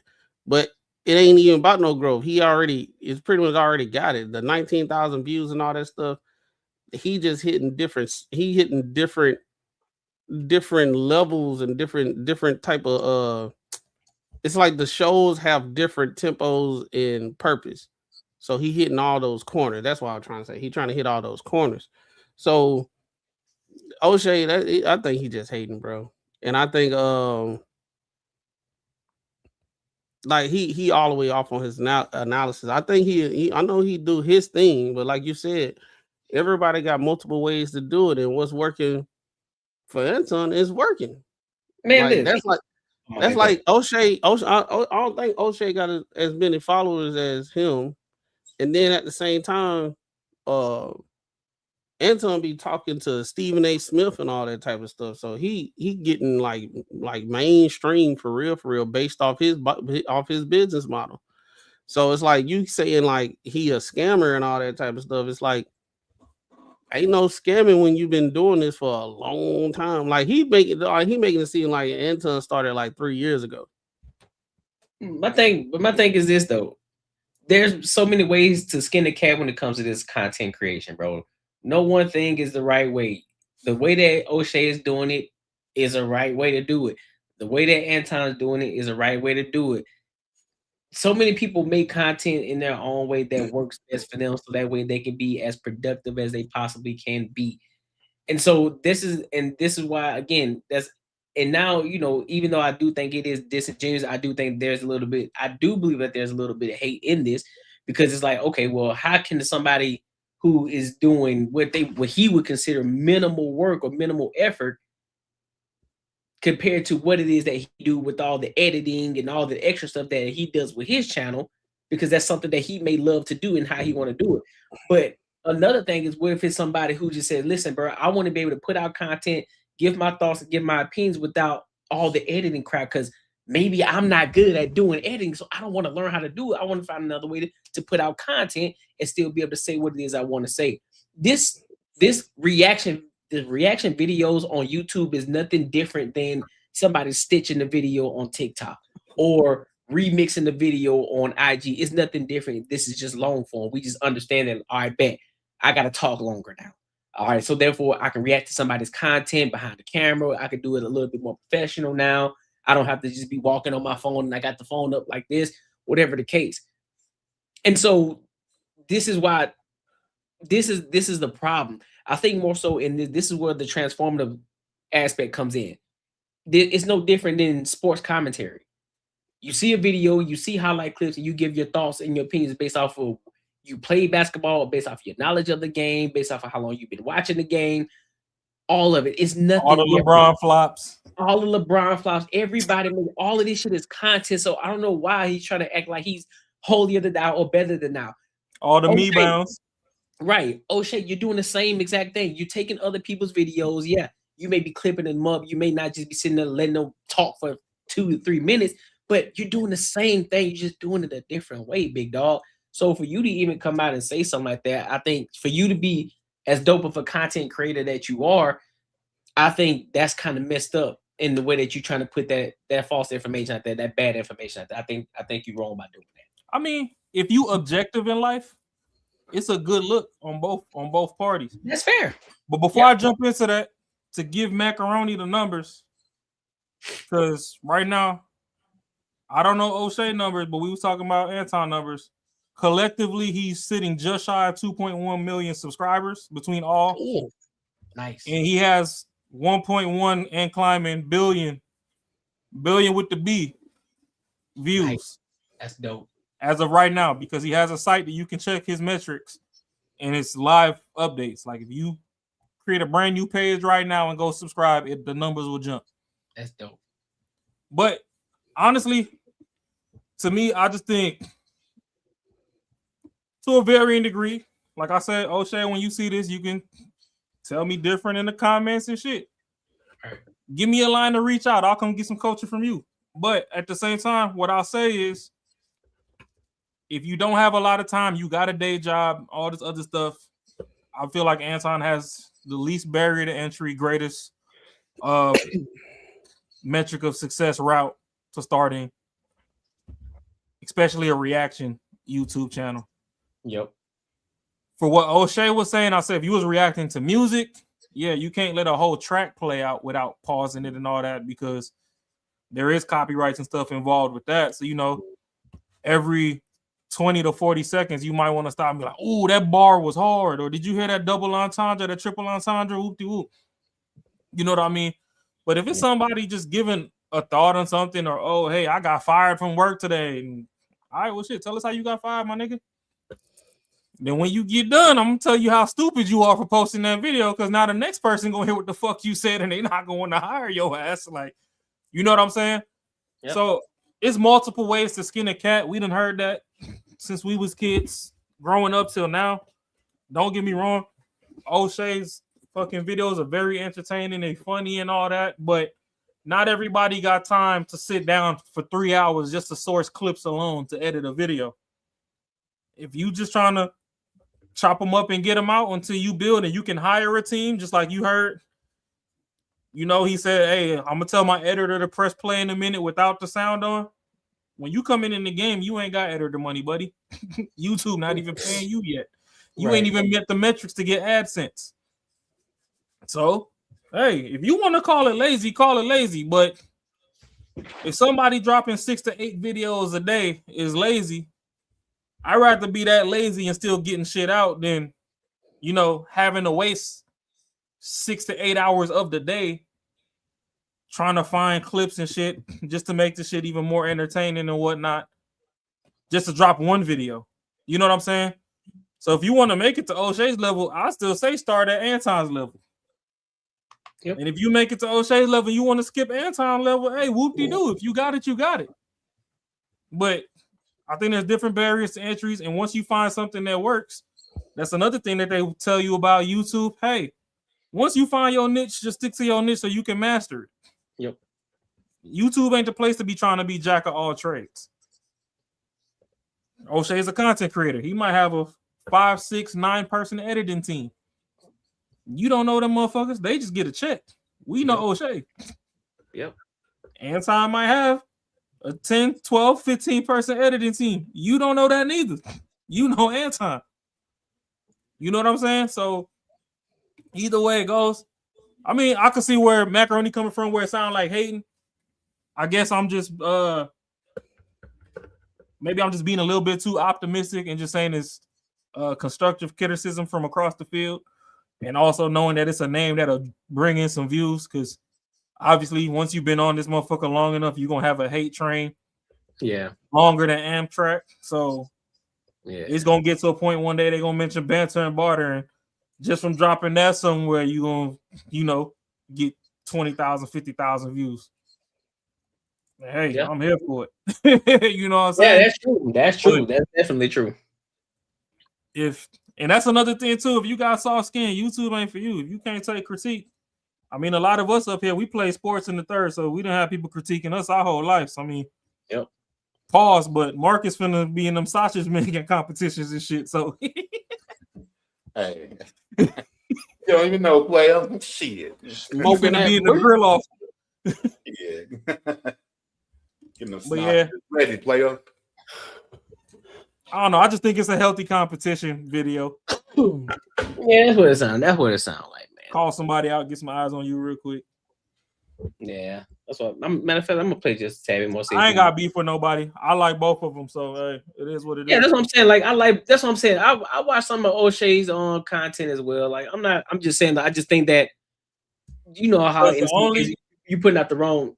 I ain't gonna say the wrong information, but you putting out some BS information, big dog. That's all. Because the only person for the news side of things that is as close to being as funny to O'Shea to me is what's that? Not Eddie Murphy. What's the other Eddie? He got the Negro News Network. Oh, I ain't even seen that. I don't even know what it is. Oh, you ain't seen the Negro News Network? I ain't seen that. Eddie Griffin. Oh yeah, bro. His shit be real, bro. Yeah, his shit be funny as fuck. But I ain't gonna lie, Dusty News Network, I'll give you your flowers, O'Shea. You be doing your thing with the clips and the booty clapping sounds, and the shit be hilarious. I would love to hear. And Eddie Griffin is a legacy comedian. Yes, I'll put you above Eddie in that arena, huh? I said I'd love to have Eddie and Corey Holcomb in the same room talking shit about society and shit. That shit be crazy. Fell out your chair already. That ain't even happened. Hey, 5150, make it happen. I think Eddie Griffin running to the ground though. He'll steal the show. Eddie Griffin. Oh yeah. Eddie, he too smart, bro. Yeah. Well, yeah, people like Eddie Griffin and Mike Epps, they just naturally ain't got sense, so it don't matter. Okay, you can fake everything else, but when it's just you doing the content, you have to carry the show. It's difficult. Same thing with Room 9. They don't get great numbers over there, but the whole idea is it's always a grift. Now, here's what I want to say to entrepreneurs like this.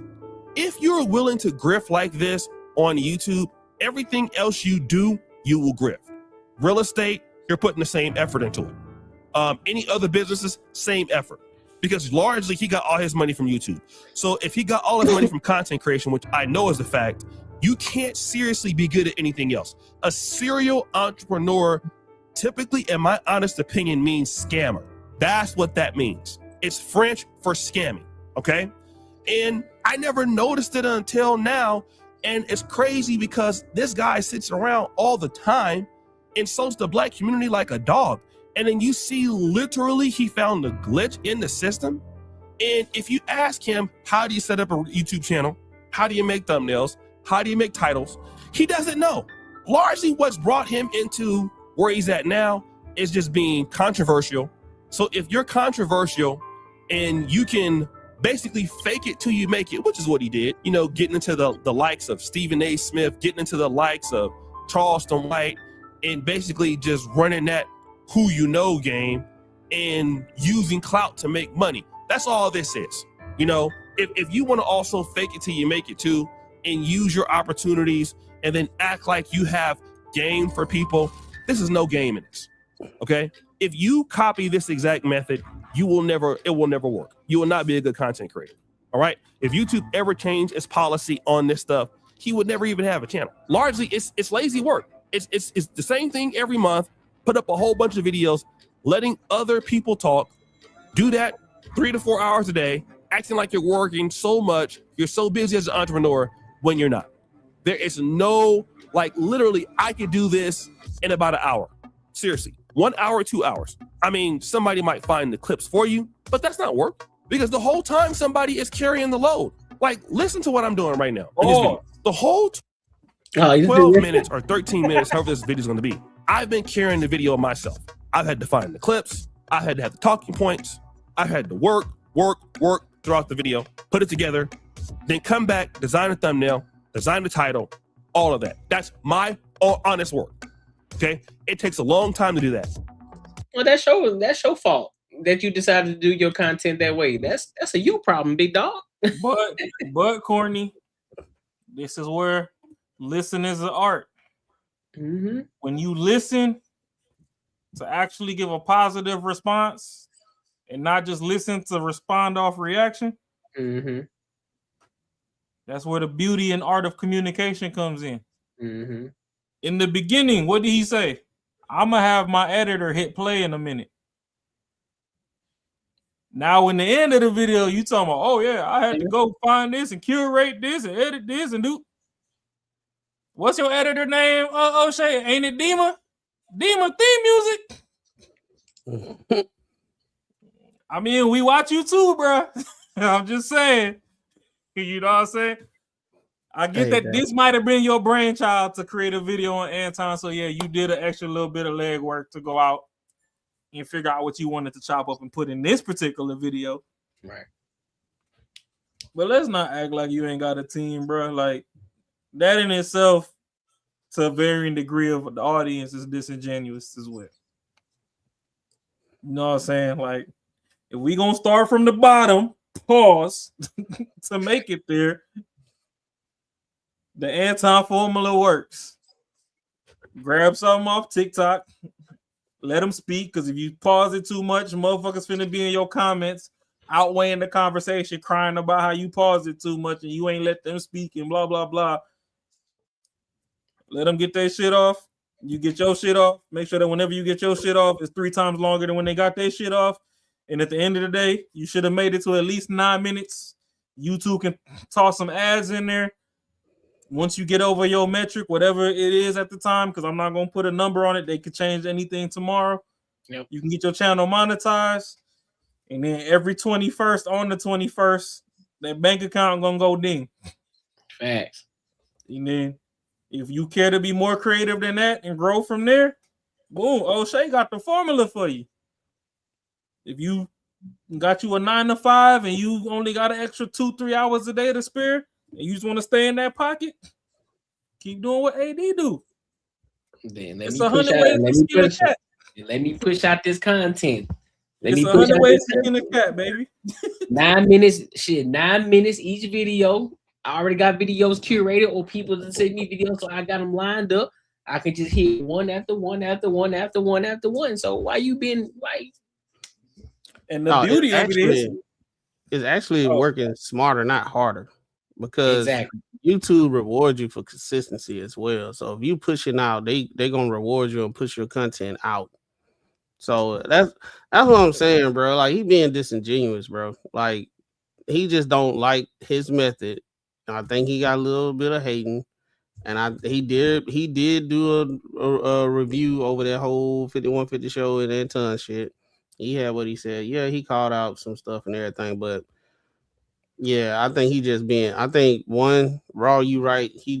Anton, he got 2 million followers and all that stuff, so he's in YouTube algorithm now. So if you mention him and you know how to do your titles and everything, your shit gonna get pushed out too. So it's gonna pop. And bro, and it's then- motherfuckers that do reaction channels, bro, and they ain't talked about AD in a year.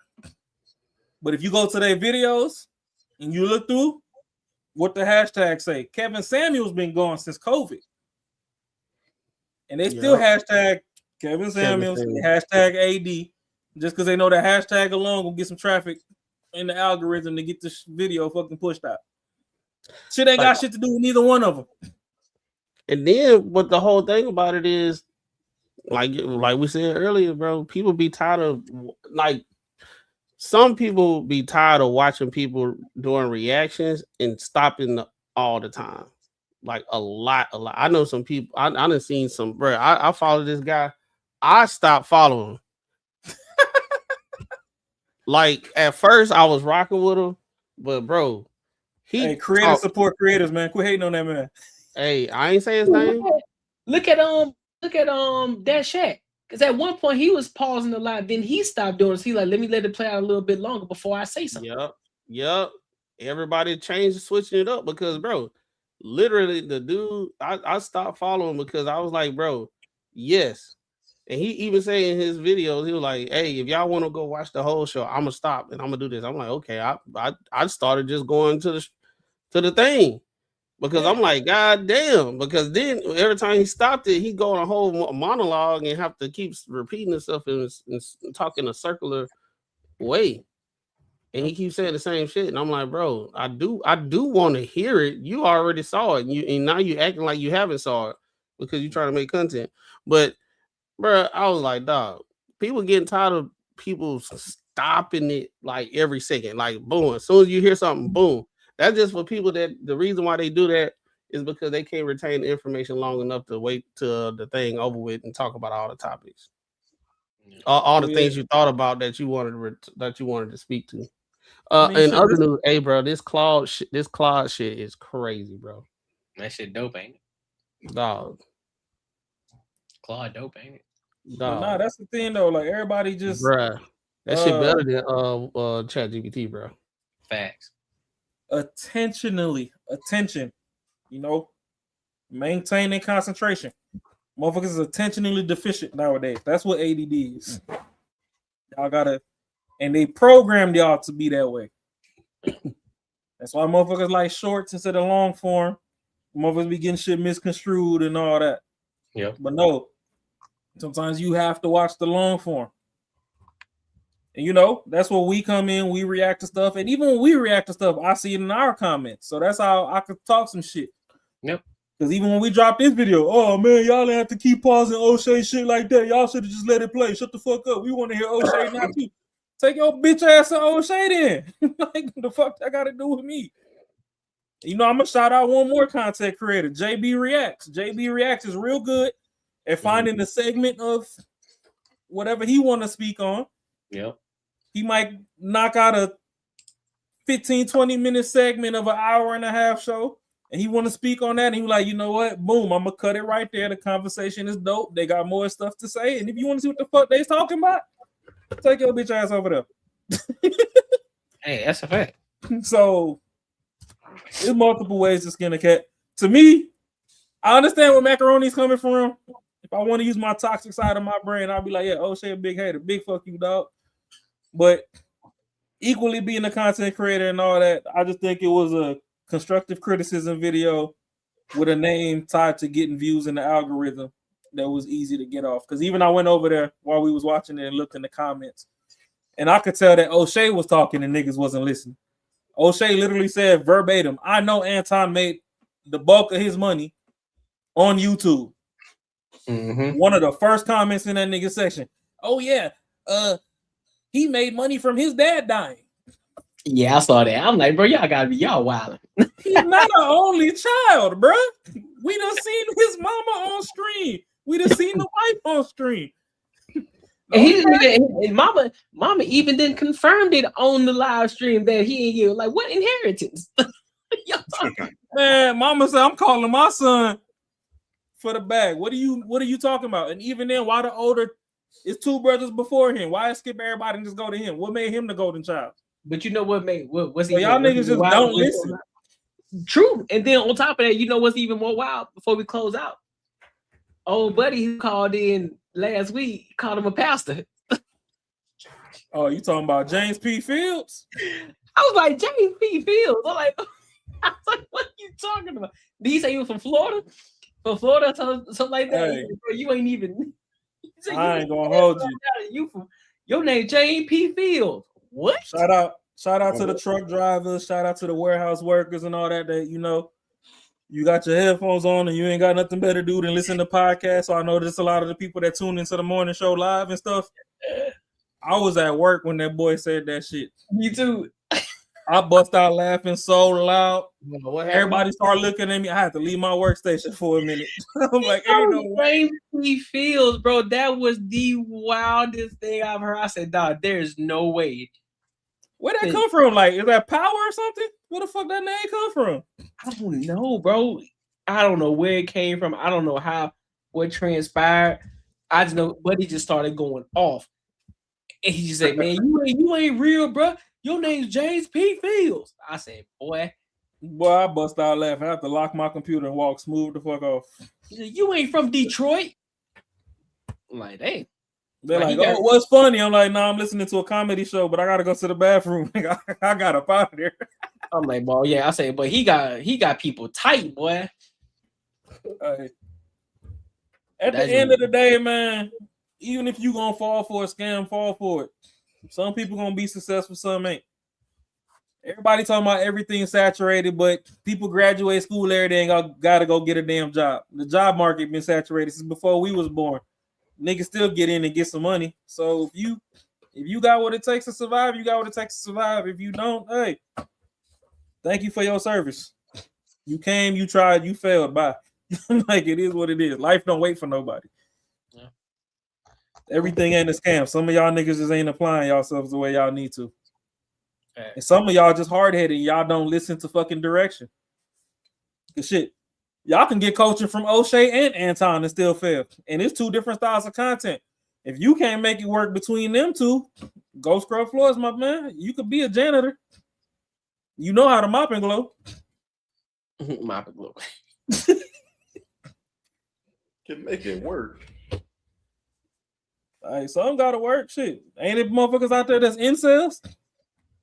Mm-hmm. I can't get rid of hoes. That's a fact. I got girls still calling me talking about, hey, are you single at the moment? Damn, bitch, is that cold outside? Leave me alone. At the moment is crazy. I don't even want to double back. Why are you? What you asking about me for? Leave me alone. On everything. Please get the fuck out of my face. On life.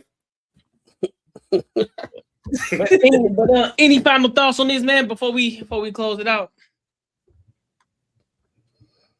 Man. Listen to people with discernment.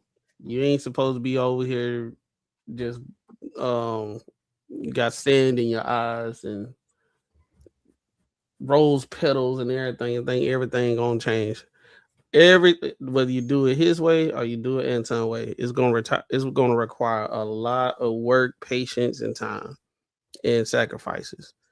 So usually people that say stuff is a scam, it's people that don't want to do any of those. So just I ain't gonna say don't listen to those. In my opinion, this is just my opinion. I think he being disingenuous, and I think he trying to push its content with Anton's name. I think it's multifaceted. I think all of it can be true at the same time. When it comes to me, All I say is there's a quote that I adopted from a real good friend, and y'all should go check Courtney's episode over there. My buddy Mario with the Special Not Rare podcast. There was a line that I adopted from him. If you got some hate in your heart, let it go. He got I that. don't know if it's hating or not. I know Macaroni feel like it's hating. I can see where that viewpoint comes from. I'm gonna try and keep it neutral and just say it's a constructive criticism video. But even if it is hate, a lot of y'all people get in these comments and y'all be too out y'all body behind people y'all don't even know. Y'all gotta let that shit go. That's why a lot of y'all age like milk, to be honest. You wanna know why black don't crack? Niggas don't worry about shit at the end of the day. Right. Niggas like the day is what the day was, tomorrow gonna be fucked up too. If we know that it's already gonna be pre-fucked up, then guess what? When the sun come up, we doing better than we was the day before. Cause we know we already expecting bullshit. Anything better than bullshit is a great day. So I'm gonna just leave it at that. And if you want to get into content creation, hey, there's a lot of mentors out there. No one way fucking is gonna get you to the finish line. You might have to talk to 3-4 people, blend the information together to find what works for you. So don't think that one person has gospel. That's all I'm gonna leave on that. Mark, you got anything, bro? Yeah, I agree. Yeah, you just can't focus on one person because if something works for one person, it might not work for you. But just gotta keep looking. I don't know. I just don't like that type of content. And like I said, he's a dude. He's well known. I think he's putting this out for other people. Actually, the people that are the problem are the ones that like just looking for something to be wrong. Or say, hey, you know, this dude ain't out here busting his ass. He don't deserve this type of money. Hey. Bust that ass. Damn. Like I said, man. Hey, bro, it will be fucking a goal to be able to wake up in the morning, pop out 4 videos, and fucking if you want to, that can make you enough money that you good for the whole week in one day. I mean, you know what I'm saying? So you can't hate on somebody who didn't figure this shit out. So that's what I'm saying. If you find some shit that works and you think that you can apply it, nobody said copy from the whole paper, but you can still copy the blueprint of it and then make it your own, dog. And so why not follow the path that is most successful? That's what the successful always tell you. Follow the path. Go follow the path of least resistance. A lot of times, or the path of least resistance. So most people aren't gonna do what anti does. A lot of people can do it, regardless of how they look at it. Because even if it's just you creating a 11-minute video, the content still has to be transformative. You still have to be able to give some insight. You can't just not say anything on the video at all. And so with that, I think just coming with the idea that it's going to take a long time. It's going to take time for you to grow. You're going to learn, especially if you're new in it. Take bits and pieces. You could take some information from O'Shea Do Jackson. You could take some information from MTR. You could take information from Anton. All of them are doing good in content creation. MTR does reactionary videos. You could take a little bit from him. There's many content creators out here. And so, like we're gonna say again, many ways to skin a cat. So, well, go ahead. Oh no! After you get your thought off, I was gonna ask a question after. No. Go ahead. I was there. No, I was gonna say we got an extra 10 or 15 minutes, real quick. How you feeling, Matt? Yeah, I'm good. We good. Yeah, we got 10. Yeah, we got 10 minutes. Could you bring up that Jake Lang getting stomped out of LA? Who? Jake Lang. It's that other dude. So it's another dude that's trying to be like Chud the Builder, except he been going everywhere being a menace. Like in the Carmelo case, he was outside the courthouse talking about black parents of failures and all that. Sacramento? No, he was in LA right now during the BET Awards. Jake Lang. All right, hold up. They packed his ass up out of there.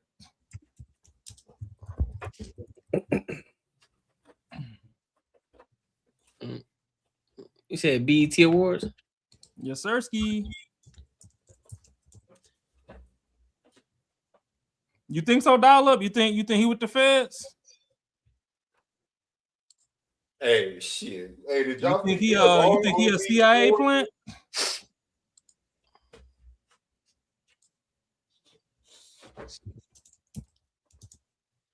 Hey, did y'all see Nia Long on the red carpet at BET Awards? No, I ain't looked through the pictures yet. Bro, your girl's got them straight barbs through the nips. Oh, is this it?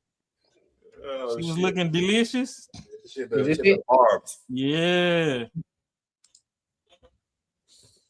They packed his ass up out of there.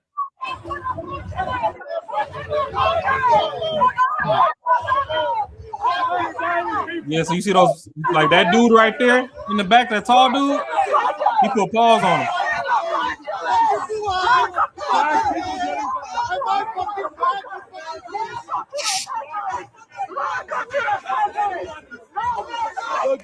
Chloe suck at me. Is this a pride parade or something?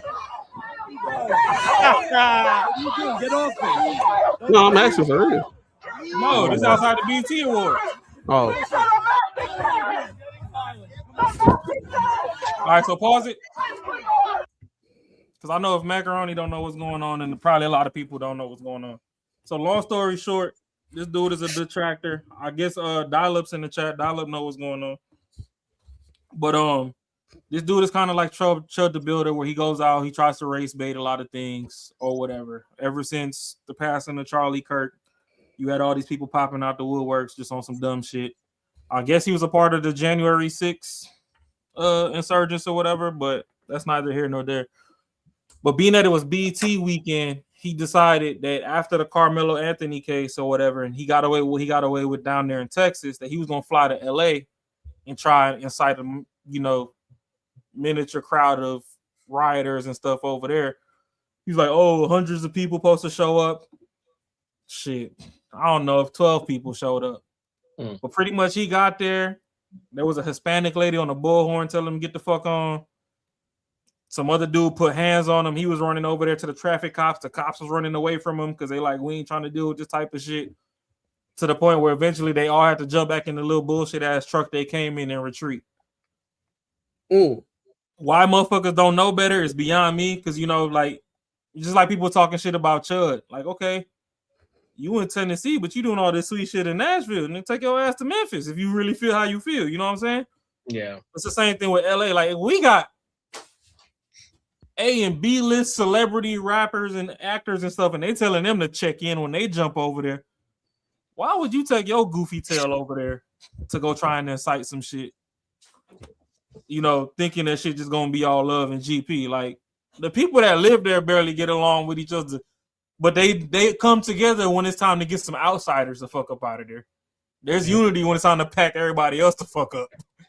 They just got beef amongst themselves. It's like, if we got a sibling rivalry, we could fight in the house, but motherfucker, you can't come visit our house and go break shit in our house. Like, we gonna beat you the fuck up.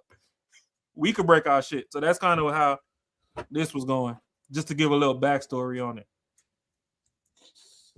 And it's outside the BET Awards. I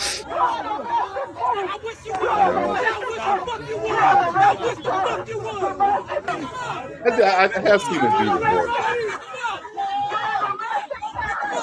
Yeah, like one of those dudes in the suits is his security, and they took off running.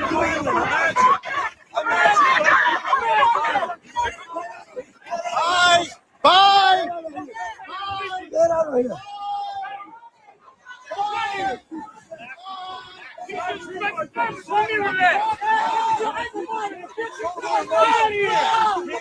Shit, the essays was down for it too, huh?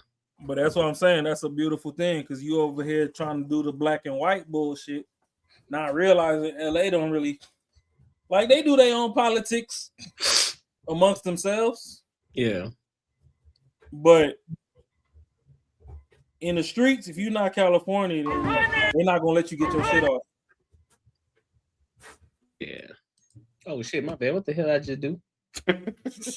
So you trying to show off that new background? Bull City finna come in and think you got 12-foot ceilings now. My bad. I don't know what the hell done. What the hell just happened? That was weird. He like, the wall black. Nah, I can't even see the ceiling line. He got a skylight up there. Hey, you feel me? Show it off. And that's the thing. This ain't even the final form. I got some more shit coming with it. Oh, he said Nick Fairties is one of the worst. Oh, Nick Fuentes, yeah, that dude. That's a whole nother. Yeah. Hey man, the Squid Game's finna be up soon. That's all I know. At this point, Something. At this point. But hey, my good people, man, we appreciate y'all for coming to kick it with us. You know what I'm saying? Nobody gave us $5 today. All right. Oh, man, All give right, my $5. All right, bro. Man, give my $5, man.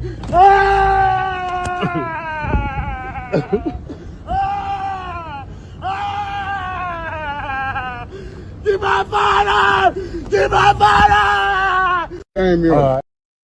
That's how we feel, man. Nobody want to give us our $5 today, man. We ain't gonna be here for it, you know what I'm saying? But we appreciate y'all for coming and engaging with us, coming and kicking with us. You know what I mean? No harm, no foul. Hey, that is a hot take, Dollar. What is?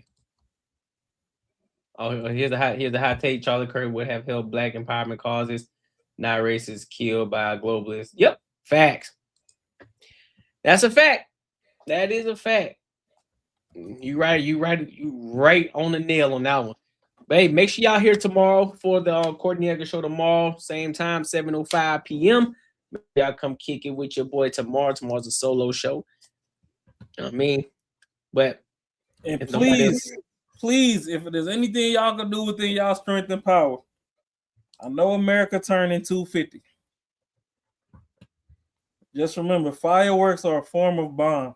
Stay safe. Facts. Don't blow yourself up trying to celebrate. Bill still due on the 1st. Facts. Move accordingly. Stay out the way. Stay out the way. Oh my God. Please. These people, these niggas, they was already popping fireworks out here. I'm like, bro, it ain't even that time yet, dog. Dog, I don't know what it is, bro. I done heard a couple of fireworks. I'm saying, bro, like, y'all gonna run out of fireworks before the day hit. Nah, not with the Draco with the stendo on it. Nah, them ain't no Dracos with no stendo. Now them fireworks. I saw them hoes bright. Nah, Macaroni said they gonna run out. Oh yeah, that's true. They gonna come out there. Yeah, you might just hear the noise without seeing the spark if they run out. Hey, and if y'all do bust y'all gun, be responsible. Go to an open field and shoot at the ground. Stop shooting stuff in the air because what goes up must come down. Fact. Just shoot it in the ground. Kill a groundhog. Something. But all right, my good people, man. We appreciate y'all. And until next time, holla.